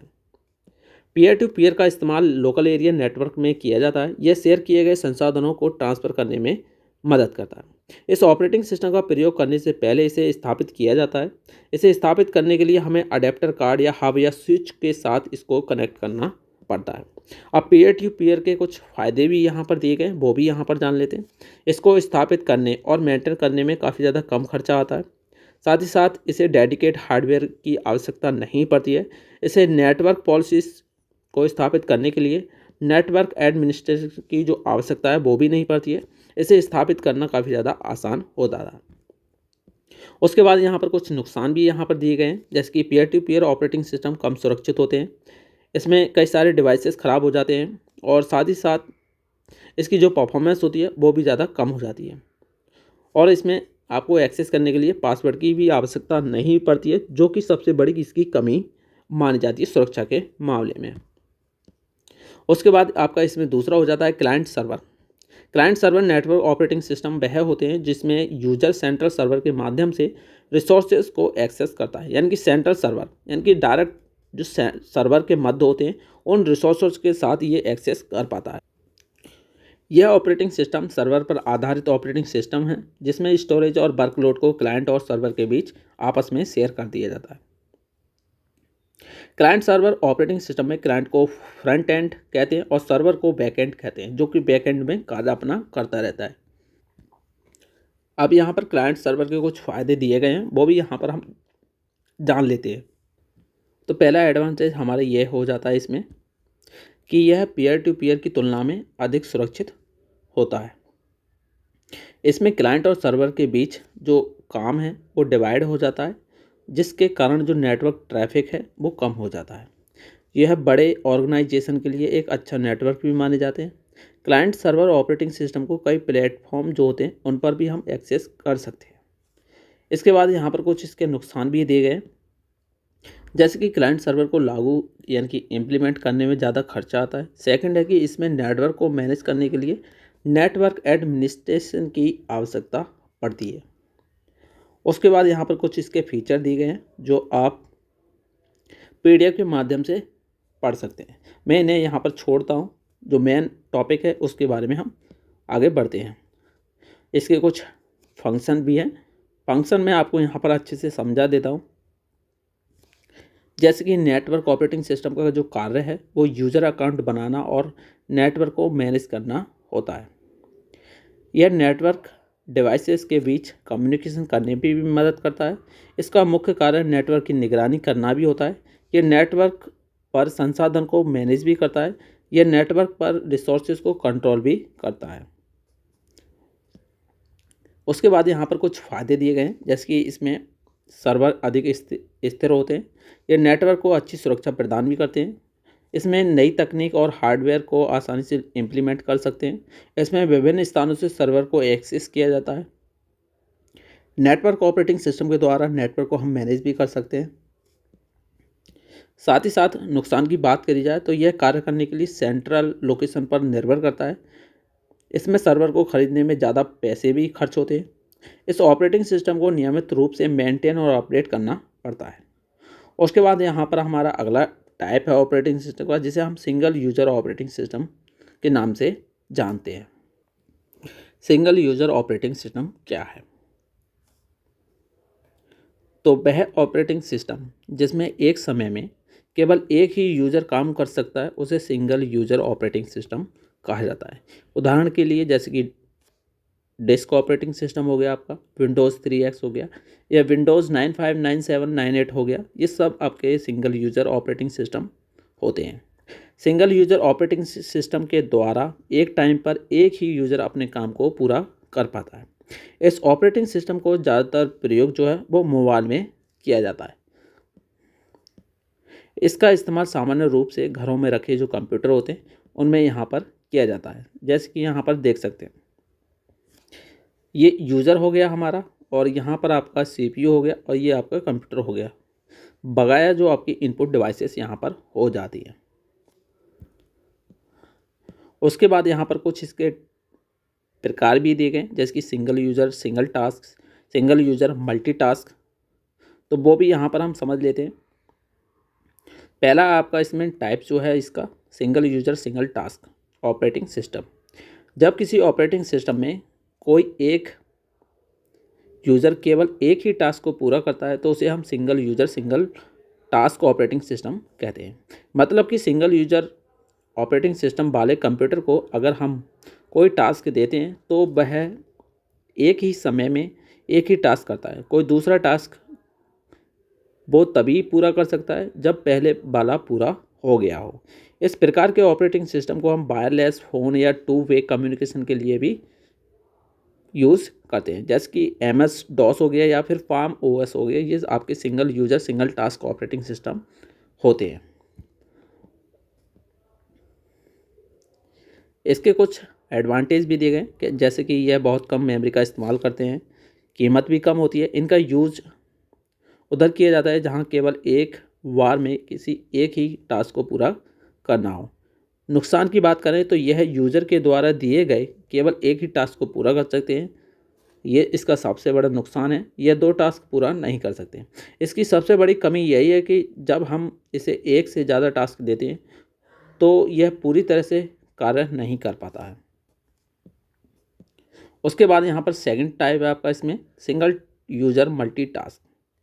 वह ऑपरेटिंग सिस्टम जो एक समय में एक से ज़्यादा टास्क पूरे करता हो उसे सिंगल यूज़र मल्टीटास्क कहा जाता है। इस ऑपरेटिंग सिस्टम को केवल एक ही यूज़र इस्तेमाल कर सकता है, लेकिन टास्क जो हैं वो बहुत सारे कर सकता है। उदाहरण के लिए अगर आपको कंप्यूटर में अपना काम करते समय गाने भी सुनना है तो आप single user multitask operating system का यूज़ कर सकते हैं। लेकिन अगर आपका सिस्टम सिंगल यूज़र मल्टीटास्क वाला नहीं है तो आप एक काम को एक ही बार में कर पाएंगे। उसके बाद यहाँ पर हम आगे बढ़ते हैं। इस ऑपरेटिंग सिस्टम के कुछ उदाहरण भी दिए गए हैं, जैसे कि विंडोज़, लाइनक्स वगैरह। ये सब आपके सिंगल यूज़र मल्टीटास्क वाले होते हैं। कुछ इसके आपके नुकसान और फ़ायदे भी दिए गए हैं, वो भी यहाँ पर हम जान लेते हैं। जैसे कि ये एक समय में एक से ज़्यादा टास्क पूरे कर सकते हैं। इसमें टाइम की बचत भी होती है और इसकी हेल्प से हम कम समय में ज़्यादा आउटपुट निकाल सकते हैं, यानी कि ज़्यादा काम कर सकते हैं। डिसएडवांटेज की बात की जाए नुकसान की, तो इसमें सिंगल यूज़र वाले ऑपरेटिंग सिस्टम की तुलना में ज़्यादा मेमोरी की ज़रूरत पड़ती है। देखो, ज़्यादा काम करोगे तो ज़्यादा जगह भी आपको चाहिए। ये बहुत ज़्यादा कॉम्प्लेक्स होते हैं और इनकी कीमत भी ज़्यादा होती है। उसके बाद यहाँ पर हमारा अगला ऑपरेटिंग सिस्टम है जिसे हम मल्टी यूज़र ऑपरेटिंग सिस्टम के नाम से जानते हैं। इसके बारे में भी हम यहाँ पर अच्छे से समझते हैं। तो मल्टी यूज़र ऑपरेटिंग सिस्टम आखिर में किसे कहते हैं? तो वह ऑपरेटिंग सिस्टम जिसमें एक टाइम में एक से ज़्यादा यूज़र काम कर सकते हैं उसे मल्टी यूज़र ऑपरेटिंग सिस्टम कह सकते हैं। मल्टी का मतलब होता है बहुत सारे। जैसे कि यूनिक्स एक ऐसा मल्टी यूज़र ऑपरेटिंग सिस्टम है जो एक समय में एक से ज़्यादा टास्क को परफॉर्म कर सकता है। इनका इस्तेमाल बड़े मेन फ्रेम कंप्यूटर में किया जाता है। उदाहरण के रूप में आप यहाँ पर देख सकते हैं, जैसे कि यूनिक्स हो गया आपका, लाइनक्स, सोलोरस, मैक ओएस या फिर मेन फ्रेम ओएस। ये सारे आपके मल्टी यूज़र ऑपरेटिंग सिस्टम होते हैं। उसके बाद इस ऑपरेटिंग सिस्टम का जो इस्तेमाल है वो ज़्यादातर बड़े बड़े उद्योग हो गए या फिर सरकारी संस्थाओं में ज़्यादातर किया जाता है, जहाँ पर कई सारे काम किए जाते हैं। जैसे कि यहाँ पर आप डायग्राम देख सकते हैं। तो देखो, कई सारे यहाँ पर कंप्यूटर हैं जो एक एक करके एक मेन कंप्यूटर से कनेक्टेड हैं। अब देखो, यहाँ पर कई सारे काम भी हो सकते हैं, यानी कि मान लीजिए ये डेटा को काउंट कर रहा है, या फिर ये डेटा को फीड कर रहा है, या फिर ये डेटा को सेव कर रहा है, या फिर ये डेटा को एडिट करता है। ये सारे काम एक समय पे पॉसिबल हैं आपके मल्टी यूज़र ऑपरेटिंग सिस्टम में। उसके बाद यहाँ पर हम इसके फीचर की बात करें तो फीचर इसके आपके काफ़ी ज़्यादा अच्छे होते हैं। जैसे कि यह एक समय में एक से ज़्यादा टास्क को पूरा कर सकता है। यह ऑपरेटिंग सिस्टम एक से ज़्यादा प्रोसेस को हैंडल कर सकता है। इससे हम कई सारे डिवाइसेस जैसे कि प्रिंटर या हार्ड ड्राइव भी शेयर कर सकते हैं। इसके इस फीचर से हम अपना कोई भी डॉक्यूमेंट है वो हम शेयर भी कर सकते हैं। चौथा पॉइंट है कि ये बैकग्राउंड प्रोसेस को सपोर्ट करता है। जब कोई कमांड फ्रंट एंड से प्रोसेस नहीं होती है तो यह उसे बैकग्राउंड में प्रोसेस करता रहता है। उसके बाद यहाँ पर कुछ इसके प्रकार भी दिए गए हैं जो आप यहाँ पर देख सकते हैं। पहला है आपका डिस्ट्रीब्यूटेड सिस्टम। वो डिस्ट्रीब्यूटेड ऑपरेटिंग सिस्टम अलग है, ये इसी का एक टाइप होता है। तो इसे भी यहाँ पर हम समझ लेते हैं कि डिस्ट्रीब्यूटेड ऑपरेटिंग सिस्टम जो है यह सिस्टम कई सारे कंप्यूटर्स का एक कलेक्शन होता है, यानी कि कई सारे कंप्यूटर का समूह होता है जो आपस में एक नेटवर्क से जुड़े होते हैं। ये सभी कंप्यूटर्स काम को आपस में मिलकर पूरा करते हैं। सेकंड है आपका इसमें टाइम स्लाइड सिस्टम। इस सिस्टम में यूज़र के हर एक टास्क को पूरा करने के लिए सीपीयू को छोटा सा टाइम दिया जाता है। टास्क को समय देने का काम जो है वो शेड्यूल एल्गोरिदम तय करती है कि कौन सी टास्क को पहले टाइम दिया जाए और कौन सी को बाद में। हर टास्क को प्रोसेस करने के लिए दिया गया जो टाइम होता है वो इतना कम होता है कि यूज़र को पता ही नहीं लगता है कि आखिर में उसने किस समय ये काम कर दिया। तीसरा है मल्टी प्रोसेसर सिस्टम। इसमें टास्क को पूरा करने के लिए केवल एक प्रोसेसर नहीं होता है बल्कि एक ही सिस्टम में कई सारे प्रोसेस हैं वो होते हैं, इसलिए इसकी कैपेसिटी है वो काफ़ी ज़्यादा बढ़ जाती है। उसके बाद यहाँ पर मल्टी यूज़र ओएस के कुछ फ़ायदे दिए गए, वो भी यहाँ पर हम अच्छे से जान लेते हैं। जैसे कि इसमें किसी एक सिस्टम में होने वाला जो बदलाव है वो दूसरे सिस्टम को प्रभावित नहीं करता है। यानी कि मान लीजिए आपने, ये तो एक ही कंप्यूटर से कनेक्टेड होते हैं, यहाँ पर कोई भी आपने कार्य किया या फिर छेड़खानी की तो इधर वाले में कोई भी यहाँ पर प्रभाव नहीं पड़ता है। दूसरा पॉइंट है कि इस ऑपरेटिंग सिस्टम को अच्छे तरीके से हैंडल किया जाता है। दो अलग अलग यूज़र एक ही समय में डॉक्यूमेंट को अपने अपने सिस्टम में एक्सेस भी कर सकते हैं। बैंकिंग, एयरलाइन टिकट रिजर्वेशन में इसका ज़्यादातर यूज किया जाता है, जो आप यहाँ पर देख सकते हैं। उसके बाद यहाँ पर कुछ इसके नुकसान भी यहाँ पर दिए गए हैं।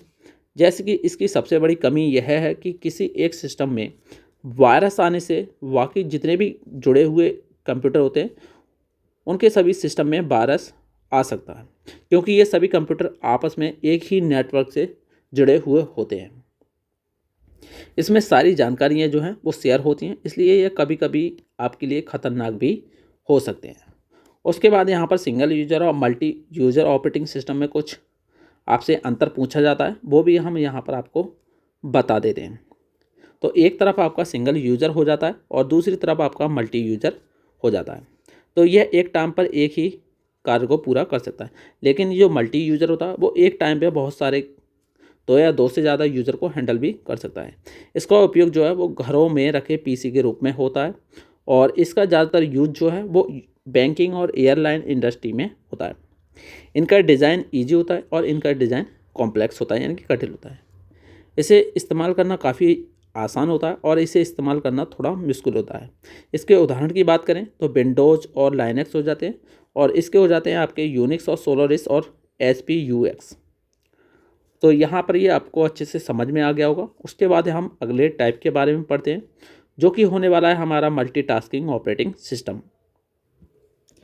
तो मल्टीटास्किंग ऑपरेटिंग सिस्टम की बात करें तो यह भी एक ऑपरेटिंग सिस्टम का पार्ट होता है, जिसके द्वारा यूज़र कंप्यूटर में एक समय में एक से अधिक काम कर सकता है। यानी कि मल्टीटास्किंग ऑपरेटिंग सिस्टम एक मल्टी प्रोग्राम होता है जिसका उपयोग करके एक समय में हम एक से अधिक कार्य कर सकते हैं। हम अपने कंप्यूटर में एक समय में गाने भी सुन सकते हैं, ब्राउज़र को भी इस्तेमाल कर सकते हैं, नोटपैड में भी काम कर सकते हैं, साथ ही साथ वीडियो गेम वगैरह भी हम इसमें कर सकते हैं। इसलिए इसे हम मल्टीटास्किंग ऑपरेटिंग सिस्टम, मल्टीटास्क का मतलब ही होता है कि कई सारे काम। अब कई सारे काम में हम कुछ भी यहाँ पर हम कर सकते हैं एक ही समय में। उसके बाद यहाँ पर हम आगे बढ़ते हैं। मल्टीटास्किंग ऑपरेटिंग सिस्टम का इस्तेमाल जो हुआ है रिसोर्स यानी कि संसाधनों को शेयर करने के लिए भी किया जाता है, जिसमें कई सारे संसाधन शामिल होते हैं। इस ऑपरेटिंग सिस्टम का सबसे बड़ा फ़ायदा यह माना जाता है कि यह एक समय में एक से अधिक कार्य को तेज़ गति से पूरा कर सकता है और डेटा को खोए बिना ट्रांसफ़र कर सकता है। मल्टीटास्किंग ऑपरेटिंग सिस्टम में बहुत सारे प्रोग्राम्स, जॉब्स या फिर प्रोसेस या थ्रेड्स एक साथ एक समय में रन हो सकते हैं। आज के समय में लगभग सभी प्रकार के जो ऑपरेटिंग सिस्टम होते हैं उनमें सभी में ये मल्टीटास्किंग ऑपरेटिंग सिस्टम आता है, क्योंकि ये पहले सस्ते होते थे। मल्टीटास्किंग ऑपरेटिंग सिस्टम को कंप्यूटर सिस्टम को इंटरैक्टिव बनाने के लिए विकसित किया गया था। मल्टीटास्किंग ऑपरेटिंग सिस्टम कंप्यूटर के सभी कार्यों और कंप्यूटर में जितने भी मौजूद रिसोर्सेज थे उनकी ये निगरानी भी कर सकता है। ये एक ऐसा तंत्र प्रदान करता है जिसके माध्यम से वास्तविक दुनिया यानी कि रियल वर्ल्ड की घटनाओं को हम कंट्रोल भी कर सकते हैं। इस ऑपरेटिंग सिस्टम के कुछ उदाहरण जो हैं वो आप यहाँ पर देख सकते हैं, जैसे कि विंडोज़ 7 हो गया, विंडो 8, विंडो 10 या फिर विंडो 11 भी आपका इसमें आ जाता है, विंडो 2000, IBM OS 390 या यूनिक्स, लाइनक्स, ये सारे आपके मल्टीटास्किंग ऑपरेटिंग सिस्टम है जो आज के समय में हमारे कंप्यूटर या PC वगैरह में यूज किए जाते हैं। उसके बाद यहाँ पर कुछ इसका डायग्राम यहाँ पर देख सकते हैं, जैसे कि हमारा मेन यहाँ पर CPU होगा और CPU के माध्यम से हम ऑपरेटिंग सिस्टम होगा। ऑपरेटिंग सिस्टम में हम यहाँ पर पेंट को भी चला सकते हैं, एक्सेल भी कार्य कर सकते हैं और ईमेल पे हम ईमेल भी भेज सकते हैं। उसके बाद यहाँ पर इसके प्रकार के बारे में बताते हैं। तो इसका पहला टाइप होता है आपका प्रिमिटिव मल्टीटास्किंग, जिसके बारे में हम बात करेंगे। तो प्रिमिटिव मल्टीटास्किंग एक विशेष प्रकार का कार्य होता है जिसे ऑपरेटिंग सिस्टम को किया जाता है। इसमें यह निर्णय लेता है कि एक कार्य को करने में कितना समय लगेगा।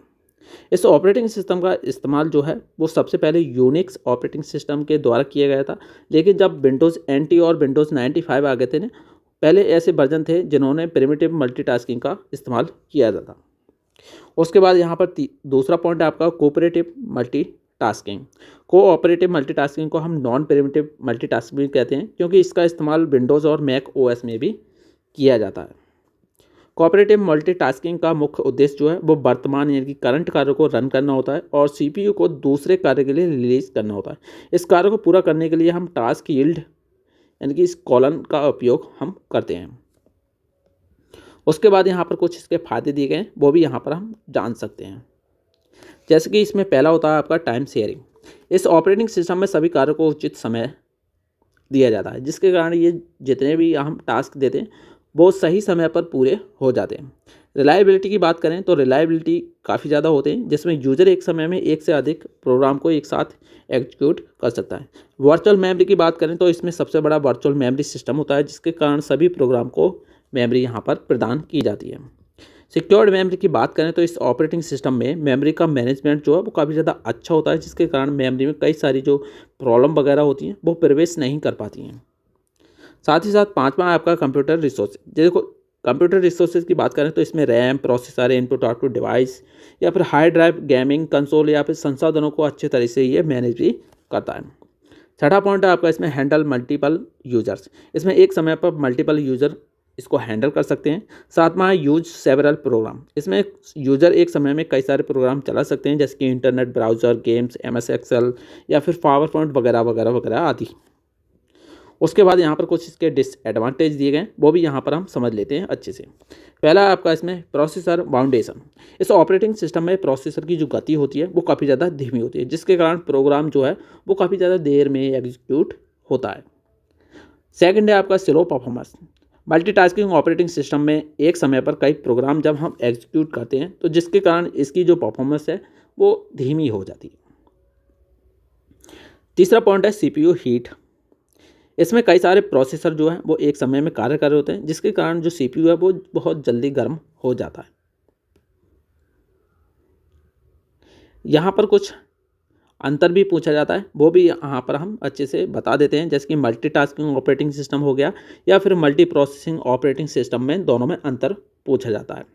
तो यहाँ पर दोनों के बारे में जानते हैं अच्छे से आखिर में क्या होता है। एक समय में एक से अधिक कार्य को करना मल्टीटास्किंग कहलाता है, लेकिन एक सिस्टम से एक से अधिक प्रोसेसर का उपयोग करना मल्टी प्रोसेसर कहलाता है। इसमें CPU की संख्या एक होती है और इसमें CPU की संख्या एक से अधिक हो सकती है।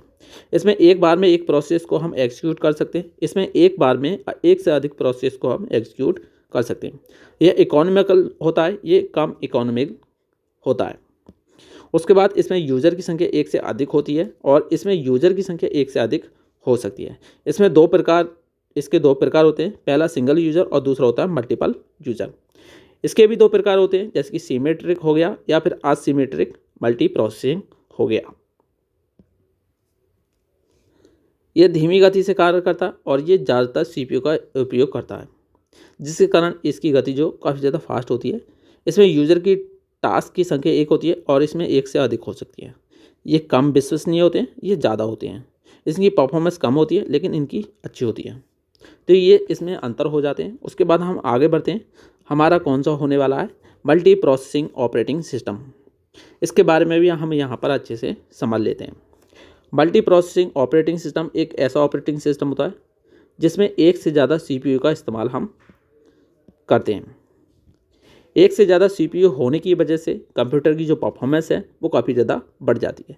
मल्टी प्रोसेसिंग ऑपरेटिंग सिस्टम में कंप्यूटर का कार्य इन सीपीयू के बीच बांट दिया जाता है, जिससे कार्य जो है बहुत तेज़ और बहुत जल्दी समय में हो जाता है। दूसरी भाषा में हम बात करें, दूसरे शब्दों में अगर कहा जाए तो मल्टी प्रोसेसिंग ऑपरेटिंग सिस्टम वह होता है जिसमें दो या दो से अधिक सीपीयू कंप्यूटर के सभी कार्यों को कंट्रोल करते हैं। इस ऑपरेटिंग सिस्टम का इस्तेमाल कंप्यूटर की परफॉर्मेंस को बेहतर बनाने के लिए किया जाता है।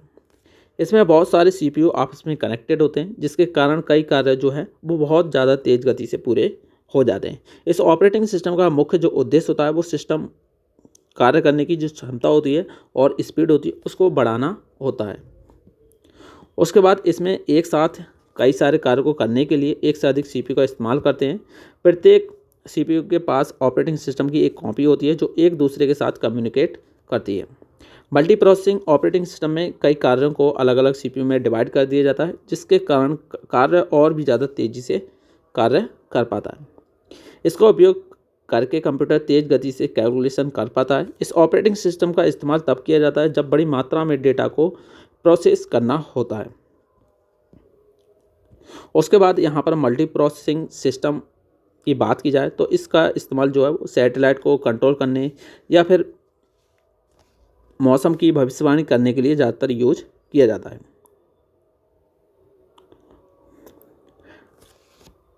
यह सीमेट्रिक मल्टी प्रोसेसिंग मॉडल पर आधारित ऑपरेटिंग सिस्टम होता है जिसमें प्रत्येक प्रोसेसर को एक विशेष कार्य सौंपा जाता है और यह जो कार्य होता है वो सिंगल प्रोसेसर सिस्टम की तुलना में सस्ता होता है और अधिक विश्वसनीय होता है, जो कम समय में ज़्यादा काम करने की क्षमता रखता है। मल्टी प्रोसेसिंग ऑपरेटिंग सिस्टम के कुछ उदाहरण भी हैं, जैसे कि विंडोज़ आपका एनटी हो गया, विंडोज़ 2000 हो गया, विंडो एक्सपी हो गया या फिर यूनिक्स वगैरह। ये सारे आपके मल्टी प्रोसेसिंग ऑपरेटिंग सिस्टम के उदाहरण हो जाते हैं। उसके बाद मल्टी प्रोसेसर ऑपरेटिंग सिस्टम दो प्रकार के होते हैं। पहला होता है आपका शेयर्ड मेमोरी मल्टी प्रोसेसर और दूसरा होता है डिस्ट्रीब्यूटेड मेमोरी मल्टी प्रोसेसर। जैसे कि आप यहाँ पर देख रहे हो, आपका कंप्यूटर हो गया और उसमें आपके दो सीपीयू कनेक्टेड हो गए। ये मेन मेमोरी है जो यहाँ पर एक ही मेमोरी में आपका डेटा स्टोर किया जाता है। इनपुट आउटपुट प्रोसेसर हो गए और इनपुट आउटपुट यूनिट्स वगैरह आपकी यहाँ पर हो जाती हैं। तो इनके टाइप के बारे में बात कर लेते हैं, आखिर में इनके टाइप क्या क्या होते हैं। तो पहला टाइप होता है आपका इसमें symmetrical multi processing operating system. इस ऑपरेटिंग सिस्टम को हम शॉर्ट में एसएमपी कहते हैं और यह एक कंप्यूटर प्रोसेसिंग है जिसे कई प्रोसेसर के माध्यम से एग्जीक्यूट किया जाता है। यह सामान्य ऑपरेटिंग सिस्टम यानी कि कॉमन ओएस और मेमोरी को शेयर करने में मदद करता है। यह एमपीपी मैसिवली पैरेलल प्रोसेसिंग की तुलना में ट्रांजैक्शन प्रोसेसिंग के लिए बेहतर होते हैं। Symmetric multi processing operating system को शेयर्ड एवरीथिंग के नाम से भी जानते हैं, जिसमें 16 से कम प्रोसेसर का इस्तेमाल किया जाता है। यह एक मल्टी प्रोसेसर हार्डवेयर और सॉफ्टवेयर आर्किटेक्चर भी होता है जिसमें एक से प्रोसेसर होते हैं और इस ऑपरेटिंग सिस्टम का मुख्य जो उद्देश्य होता है मेन मेमोरी को शेयर करना और इनपुट आउटपुट डिवाइस तक पहुंच प्राप्त करना होता है। उसके बाद यहाँ पर कुछ फ़ायदे दिए गए हैं जो आप आसानी से यहाँ पर आप पढ़ सकते हैं, मैं इन्हें छोड़ देता हूँ।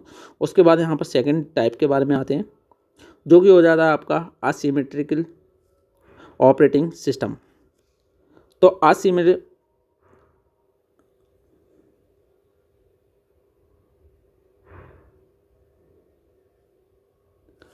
Asymmetric multi processing operating system एक प्रकार का कंप्यूटर सिस्टम है जहां पर प्रत्येक प्रोसेसर को एक स्पेशल कार्य दिया जाता है, यानी कि इसमें स्पेशल कार्य दिया जाता है। इस ऑपरेटिंग सिस्टम में एक प्रकार का मास्टर प्रोसेसर होता है जो अन्य प्रोसेसर की गतिविधियों, यानी कि जो क्या क्या कर रहे हैं उनकी एक्टिविटीज़ को कंट्रोल करता है। इसमें मास्टर प्रोसेसर सभी कार्य को एग्जीक्यूट कर सकता है। इसके भी फायदे और नुकसान आप पढ़ सकते हैं नोट्स के माध्यम से, जब मैं यहाँ पर दे दूंगा। उसके बाद हम आगे बढ़ते हैं अगले क्वेश्चन के बारे में। तो आइए आप समझते हैं कि मल्टी प्रोग्रामिंग ऑपरेटिंग सिस्टम क्या होता है। तो मल्टी प्रोग्रामिंग ऑपरेटिंग सिस्टम की बात की जाए तो मल्टी प्रोग्रामिंग ऑपरेटिंग सिस्टम वह ऑपरेटिंग सिस्टम होता है जो दो या दो से अधिक जो प्रोग्राम होते हैं केवल एक ही प्रोसेसर के माध्यम से उन्हें ये एग्जीक्यूट करता है, यानी कि दो प्रोग्राम को ये एक प्रोसेसर के द्वारा एग्जीक्यूट करता है। मल्टी प्रोग्रामिंग ऑपरेटिंग सिस्टम एक ऐसा ऑपरेटिंग सिस्टम होता है जिसमें एक से ज़्यादा प्रोग्राम्स कंप्यूटर की मेन मेमोरी में एग्जीक्यूट होने के लिए मौजूद रहते हैं। यानी कि सरल शब्दों में कहा जाए तो यह एक ऐसा ऑपरेटिंग सिस्टम है जो सिंगल प्रोसेसर पर कई प्रोग्राम को रन करता है।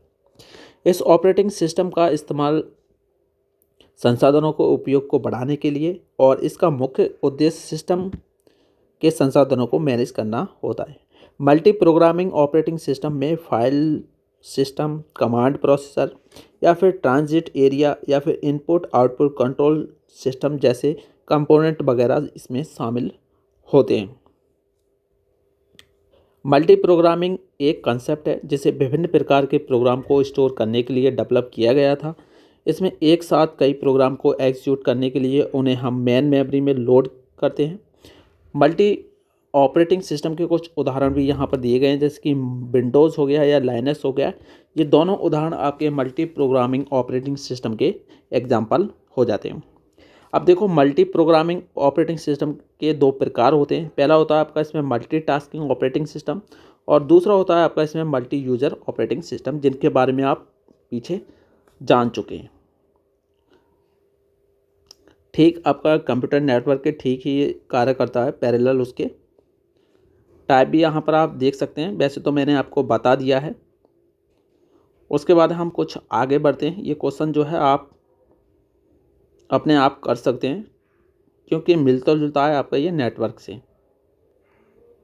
उसके बाद यहाँ पर आपका सेकंड क्वेश्चन हो जाता है जो काफ़ी ज़्यादा इम्पोर्टेंट होता है, जिसकी हम बात कर रहे हैं। वो है आपका क्वेश्चन सिस्टम कॉल क्या है। तो देखो, हमें सिस्टम कॉल के कंसेप्ट को समझने से पहले सीपीयू के जो कर्नल मोड और यूज़र मोड होते हैं उनके दोनों के बीच जो डिफरेंस होता है उन दोनों के बारे में समझना पड़ेगा। तो आजकल हर ऑपरेटिंग सिस्टम में दो मोड्स होते हैं। पहला होता है आपका कर्नल मोड और दूसरा होता है यूज़र मोड। आप समझते हैं इनके एक एक करके दोनों के बारे में आखिर में क्या होते हैं। कर्नल मोड की बात करी जाए तो जब सीपीयू कर्नल मोड में होता है तो एग्जीक्यूट होने वाला जो प्रोग्राम होता है वो मेमोरी एड्रेस तथा हार्डवेयर रिसोर्स को एक्सेस कर सकता है। यानी कि कर्नल मोड में क्या होता है, जो हमारा सीपीयू होता है वो जो प्रोग्राम वो रन करता है यानी कि उसे एग्जीक्यूट करता है, तो उसमें जो मेमोरी एड्रेस होता है और हार्डवेयर जो रिसोर्स होते हैं कि किस माध्यम से वो एक्सेस कर रहा है, तो ये कर्नल मोड में जो सीपीयू होता है ये कर सकता है। यह सीपीयू के किसी भी इंस्ट्रक्शन को एग्जीक्यूट कर सकता है। आपका कर्नल मोड जो है बहुत ही ज़्यादा शक्तिशाली यानी कि पावरफुल मोड होता है, क्योंकि इसमें ऑपरेटिंग सिस्टम के जो सबसे विश्वसनीय प्रोग्राम होते हैं वो ज़्यादातर इसी में एग्जीक्यूट किए जाते हैं। उसके बाद आगे बात की जाए तो अगर कर्नल मोड में कोई प्रोग्राम मान लीजिए क्रैश हो गया तो पूरे सिस्टम ही ठप पड़ जाता है, अर्थात रुक जाता है। ये कर्नल मोड की कुछ खासियत थी। उसके बाद यहाँ पर यूज़र मोड की बात करी जाए तो जब सीपीयू यूज़र मोड में होता है तो प्रोग्राम को मेमोरी एड्रेस तथा हार्डवेयर रिसोर्स को डायरेक्ट एक्सेस करने की अनुमति नहीं होती है। यानी कि प्रोग्राम तो वो एग्जीक्यूट कर सकता है लेकिन उसमें जो मेमोरी एड्रेस तथा हार्डवेयर रिसोर्स होते हैं उनसे ये इंटरेक्ट नहीं कर सकता। यूज़र मोड में अगर कोई प्रोग्राम क्रैश भी हो जाए तो केवल वही प्रोग्राम बंद होता है जो क्रैश हुआ है, अर्थात यूज़र मोड में कोई प्रोग्राम बंद भी पड़ जाए तो सिस्टम पूरी तरह से सिक्योर रहता है। उसके बाद कंप्यूटर में सबसे ज़्यादा प्रोग्राम जो है वो यूज़र मोड में ही ज़्यादातर रन होते हैं। अब इन दोनों को समझने के बाद हम यहाँ पर समझते हैं कि आखिर में सिस्टम कॉल क्या होता है। जब भी यूज़र मोड में कोई प्रोग्राम परफॉर्म किया जाता है तो यूज़र द्वारा सिस्टम को उस प्रोग्राम को पूरा करने की रिक्वेस्ट की जाती है। क्योंकि यूज़र मोड में मेमोरी एड्रेस तथा हार्डवेयर रिसोर्स को डायरेक्ट एक्सेस नहीं कर सकते, तो उसी के बिहाफ़ पर यूज़र मोड जो है वो यूज़र के द्वारा यह रिक्वेस्ट एक कॉल के द्वारा की जाती है, जिसे हम सिस्टम कॉल कहते हैं। आसान शब्दों में अगर कहा जाए, अगर आपकी समझ में नहीं आया तो आसान शब्दों में कहा जाए तो सिस्टम कॉल प्रोग्राम तथा ऑपरेटिंग के मध्य यानी कि उन दोनों के बीच में इंटरफेस का कार्य करता है। जब यूज़र द्वारा किसी प्रोग्राम को परफॉर्म करने के लिए सिस्टम कॉल की जाती है तो जो मोड होता है उसमें वो आपका यूज़र मोड से कर्नल मोड में चेंज हो जाता है कॉल करने के बाद।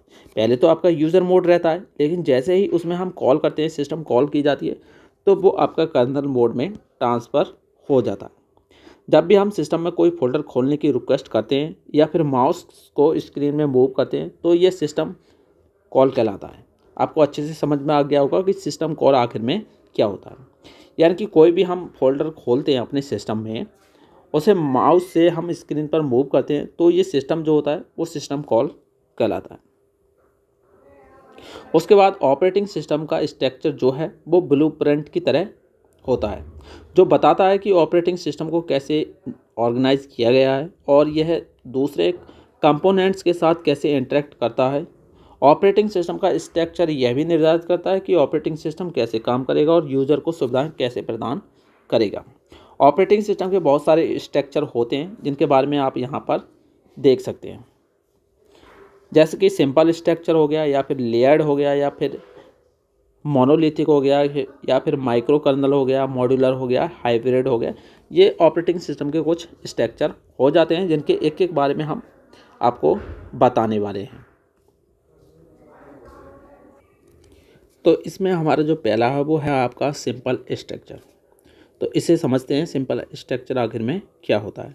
सिंपल स्ट्रक्चर का उपयोग जो है वो उन ऑपरेटिंग सिस्टम में किया जाता है जो छोटे और कम कॉम्प्लेक्स होते हैं, यानी कि जो छोटे होते हैं और कॉम्प्लेक्स भी कम होते हैं।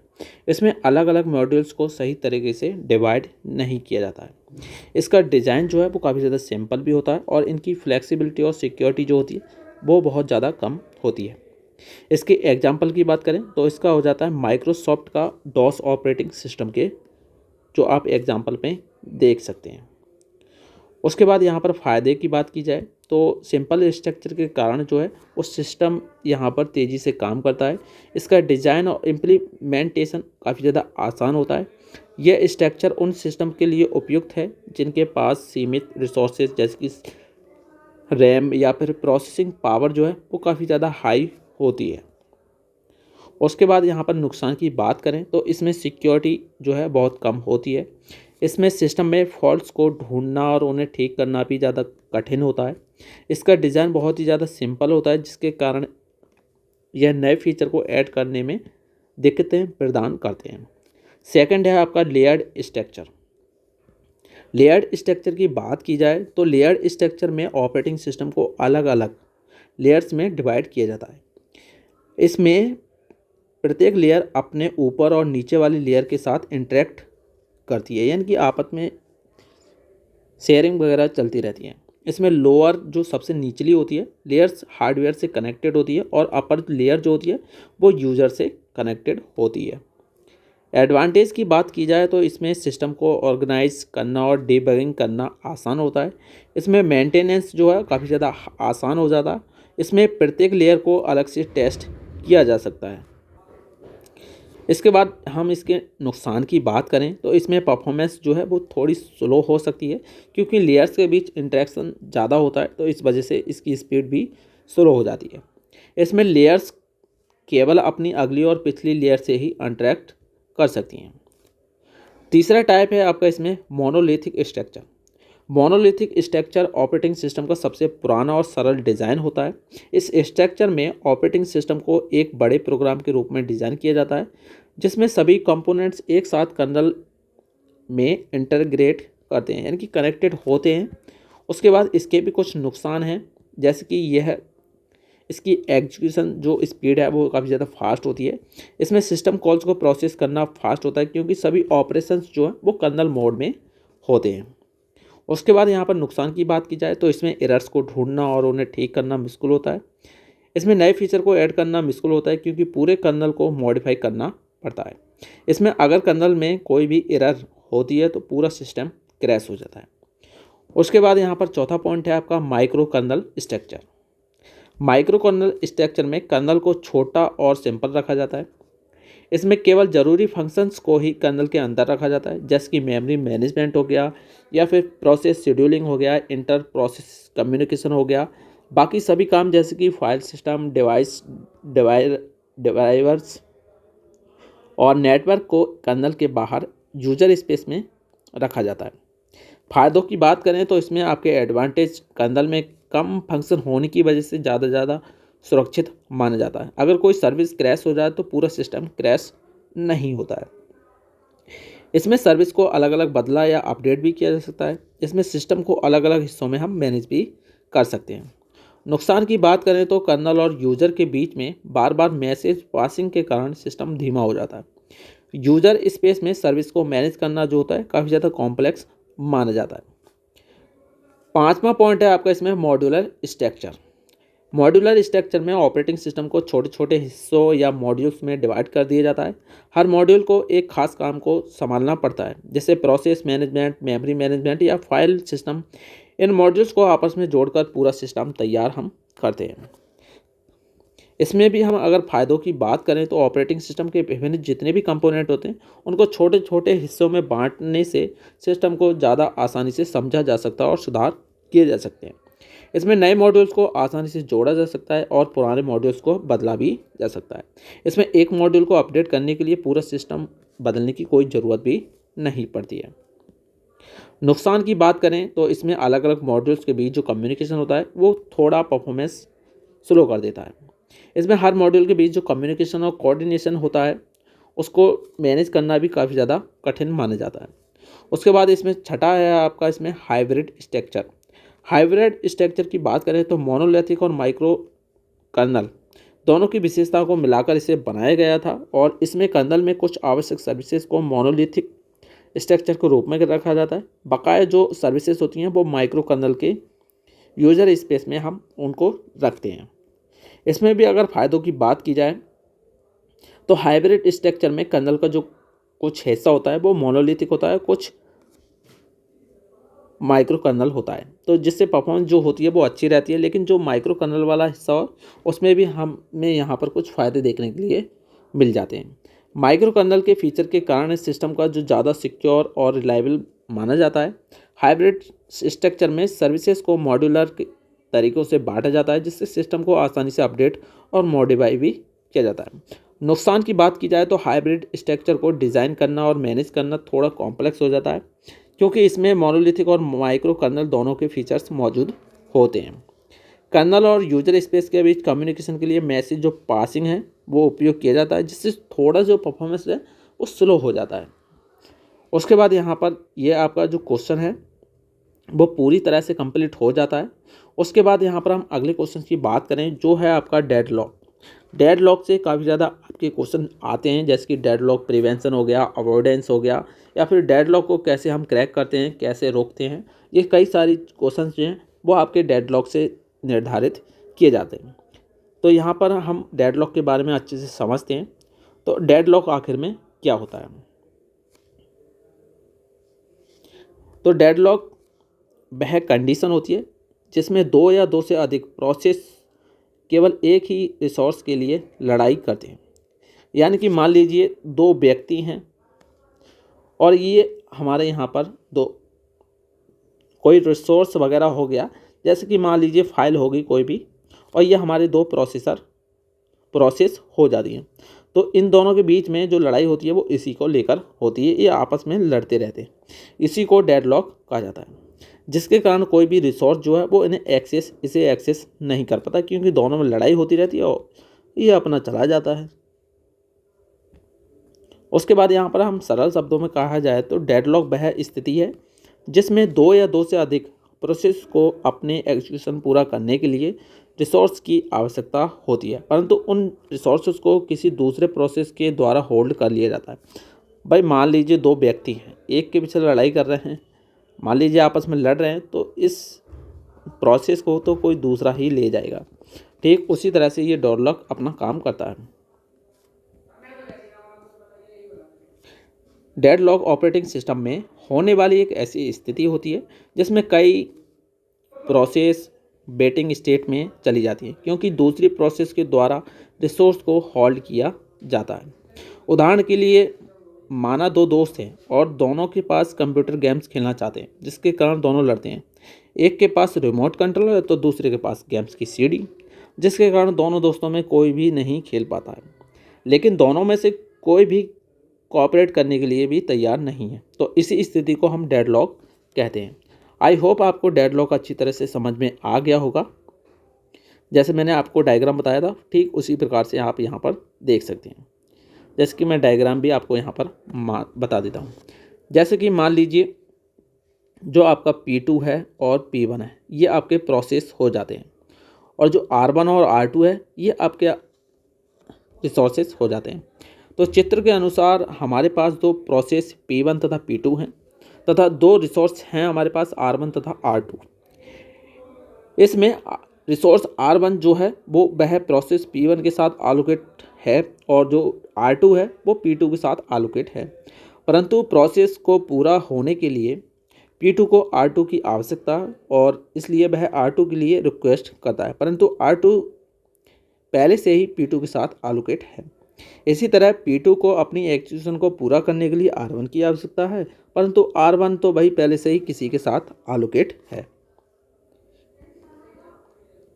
तो दोनों P1 तथा P2 एक दूसरे के रिसोर्स के लिए हमेशा इंतजार करते रहते हैं। इसी प्रोसेस को हम डेडलॉक कहते हैं। उसके बाद यहाँ पर कुछ कंडीशन होती हैं जो डेडलॉक में पूछी जाती हैं। कौन कौन सी कंडीशन होती हैं उनके बारे में भी हम यहाँ पर समझ लेते हैं। तो कुल मिलाकर यहाँ पर 4 कंडीशन दी गई हैं। पहली है आपकी mutual exclusion, hold and wait, no preemption या फिर सर्कुलर बोट। तो एक एक करके चारों के बारे में जानते हैं। पहले है हमारा म्यूचुअल एक्सक्लूजन। इस स्थिति में कोई ना कोई एक ऐसा रिसोर्स होता है जिसे प्रोसेस के माध्यम शेयर ना किया जा सके। इसमें एक समय में केवल एक प्रोसेस ही रिसोर्स को यूज कर सकती है, अर्थात कोई दो प्रोसेस एक समय में एक रिसोर्स का प्रयोग इसमें नहीं कर सकते हैं। सेकंड है आपका होल्ड एंड वेट। इसमें प्रोसेस जो होती है वो एक रिसोर्स को होल्ड करके रखती है, जबकि दूसरी रिसोर्स के लिए इंतज़ार करना पड़ता है। तीसरा है आपका इसमें नो प्रीमिशन। ये रिसोर्स जो होते हैं वो किसी प्रोसेस के लिए एलोकेट हो चुका हो, उसे जबरन किसी दूसरे प्रोसेस को एलोकेट नहीं किया जाता है। प्रोसेस अपनी मर्जी से रिसोर्स को रिलीज करता है। चौथा पॉइंट है आपका इसमें सर्कुलर वेट। इस स्थिति में प्रत्येक प्रोसेस एक रिसोर्स के लिए वेट करता है जिसको दूसरे प्रोसेस ने होल्ड किया रहता है। इसमें सभी प्रोसेस एक सर्कल के रूप में रिसोर्स का इंतजार करते हैं, इसलिए इसे सर्कुलर वेट कहा जाता है। उसके बाद डेडलॉक को हम कैसे रोकते हैं, उसी को हम डेडलॉक प्रिवेंशन कहते हैं। इसको भी हम यहाँ पर अच्छे से समझते हैं आखिर में डेडलॉक प्रिवेंशन क्या होता है। तो डेडलॉक को प्रिवेंट करने के लिए हमें डेडलॉक की ऊपर दी गई जो 4 कंडीशन होती हैं उनमें से किसी एक को होने से रोकना पड़ता है, तभी जाके हम डेडलॉक को रोक सकते हैं। यानी कि डेडलॉक जब भी घटित होगा वो 4 कंडीशन के साथ घटित होगा। और डेडलॉक को हम कब रोक सकते हैं, जब उनमें से 3 कंडीशन हो जाएं लेकिन हम एक कंडीशन को नहीं होने दें तो डेडलॉक प्रिवेंशन माना जाता है। यानी कि मान लीजिए म्यूचुअल एक्सक्लूजन, यदि हम किसी रिसोर्स को शेयर कर सकते हैं तो हम म्यूचुअल एक्सक्लूजन को होने से रोक सकते हैं, परंतु हमारे पास बहुत सारे ऐसे रिसोर्स मौजूद होते हैं जिन्हें हम शेयर भी नहीं कर सकते, जैसे कि टैब ड्राइवर, प्रिंटर आदि वगैरह। इसी कारण हम म्यूचुअल एक्सक्लूजन के द्वारा हम डेडलॉक को प्रिवेंट नहीं कर सकते हैं। लेकिन होल्ड एंड वेट की बात करें तो यदि हम प्रोसेस को इसके एक्सक्लूजन से पहले ही रिसोर्स एलोकेट कर दें तो हम होल्ड एंड वेट की कंडीशन को होने से रोक सकते हैं, क्योंकि जो वेट कर रहा है उसको हम पहले से कोई रिसोर्स दे दें तो उसको वेट नहीं करना पड़ेगा। परंतु इसका नुकसान यह हो जाता है कि इसमें डिवाइस का जो यूटिलाइजेशन होता है वो बहुत ज़्यादा कम हो जाता है। नो परमिशन की बात करें तो किसी प्रोसेस के द्वारा होल्ड किए गए रिसोर्स को रिलीज करके हम इस कंडीशन को होने से रोक सकते हैं। सर्कुलर बेट की बात करें तो इस कंडीशन को रोकने के लिए हम प्रोसेस को घटते या बढ़ते क्रम में ही रिसोर्सेज एलोकेट कर सकते हैं। तो कुल मिलाकर हम बात करें तो डेडलॉक को कैसे रोक सकते हैं, तो उसके लिए सबसे अच्छा अगर मेथड माना जाए तो वो नो परमिशन मेथड हो जाता है। उसके बाद यहाँ पर अगला पॉइंट है हमारा डेडलॉक अवॉइडेंस। डेडलॉक को हम अवॉइड कैसे करेंगे, तो इसको भी यहाँ पर हम समझ लेते हैं कि डेडलॉक प्रिवेंशन की एल्गोरिथम जो है वो बहुत कम प्रभावशाली होती है, क्योंकि इनसे डिवाइस का यूटिलाइजेशन और सिस्टम का थ्रूपुट जो है कम होता है, परंतु हम डेडलॉक को अवॉइड कर सकते हैं। डेडलॉक को अवॉइड करने के लिए हम एक वेंकर्स एल्गोरिथम होती है उसका यूज़ करते हैं। अब वेंकर्स एल्गोरिथम क्या होती है उसको भी हम यहाँ पर समझ लेते हैं। वेंकर्स एल्गोरिथम को एजर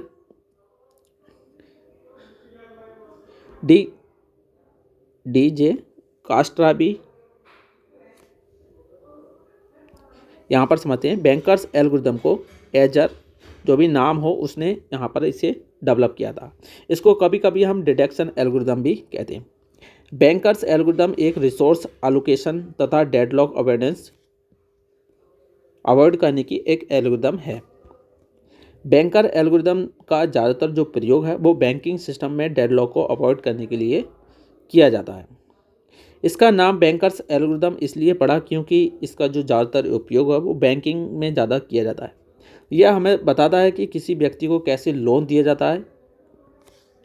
दिया जा सकता है या नहीं, इससे पहले कि निर्धारित अधिकतम संभावित रिसोर्स के एलोकेशन की सेफ्टी को टेस्ट किया जाता है तथा इसके बाद ये रिसोर्स जो होते हैं वो एलोकेशन स्टेट को बनाता है, जिससे वह निर्णय लेता है कि एलोकेशन किया जाना चाहिए या नहीं। रिसोर्स एलोकेशन स्टेट जो है वह रिसोर्स की उपलब्ध संख्या तथा एलोकेटेड रिसोर्स और प्रोसेस की जो ज़रूरत होती है उनके आधार पर यह निर्धारित करता है। जब प्रोसेस किसी उपलब्ध रिसोर्स के लिए रिक्वेस्ट करता है तब सिस्टम निर्णय लेता है कि इस रिसोर्स के एलोकेशन से सिस्टम पूरी तरह से सेफ नहीं रहेगा, तो ये डेडलॉक अवॉइडेंस हो जाता है। उसके बाद डेडलॉक डिडक्शन के बाद में बात करेंगे कि आखिर में डेडलॉक को हम कैसे डिटेक्ट कर सकते हैं। तो ऑपरेटिंग सिस्टम में जो रिसोर्स होते हैं शेड्यूलर्स का प्रयोग करके हम डेडलॉक को डिटेक्ट कर सकते हैं। अब शेड्यूलर्स क्या है ये हम आगे पढ़ेंगे। यहाँ पर कुछ शब्द मान के आप यहाँ पर समझिए। जब तक रिसोर्सेज शेड्यूलर ऑपरेटिंग सिस्टम की जो सभी प्रोसेस होती हैं उनको एलोकेट करता है, इंडिकेट करता है और रिसोर्सेज को ट्रैक करने में मदद करता है। इसलिए जब भी कोई डेडलॉक होता है तो उसे एल्गोरिथम का उपयोग करके सॉल्व हम कर लेते हैं। अब डेडलॉक के कुछ नुकसान दिए गए वो भी यहाँ पर हम समझ लेते हैं अच्छे से। इसके कारण प्रोसेस के एग्जीक्यूशन में देरी होती है। इसमें प्रोसेस को पता होना चाहिए कि फ्यूचर में किस रिसोर्स की ज़रूरत होगी। इसमें परमिशन आवश्यकता से अधिक बार होता है। लाभ की बात करी जाए तो लाभ को भी यहाँ पर हम अच्छे से समझते हैं। यह स्थिति उन प्रोसेस के लिए अच्छी होती है जो सिर्फ एक कार्य को ही परफॉर्म कर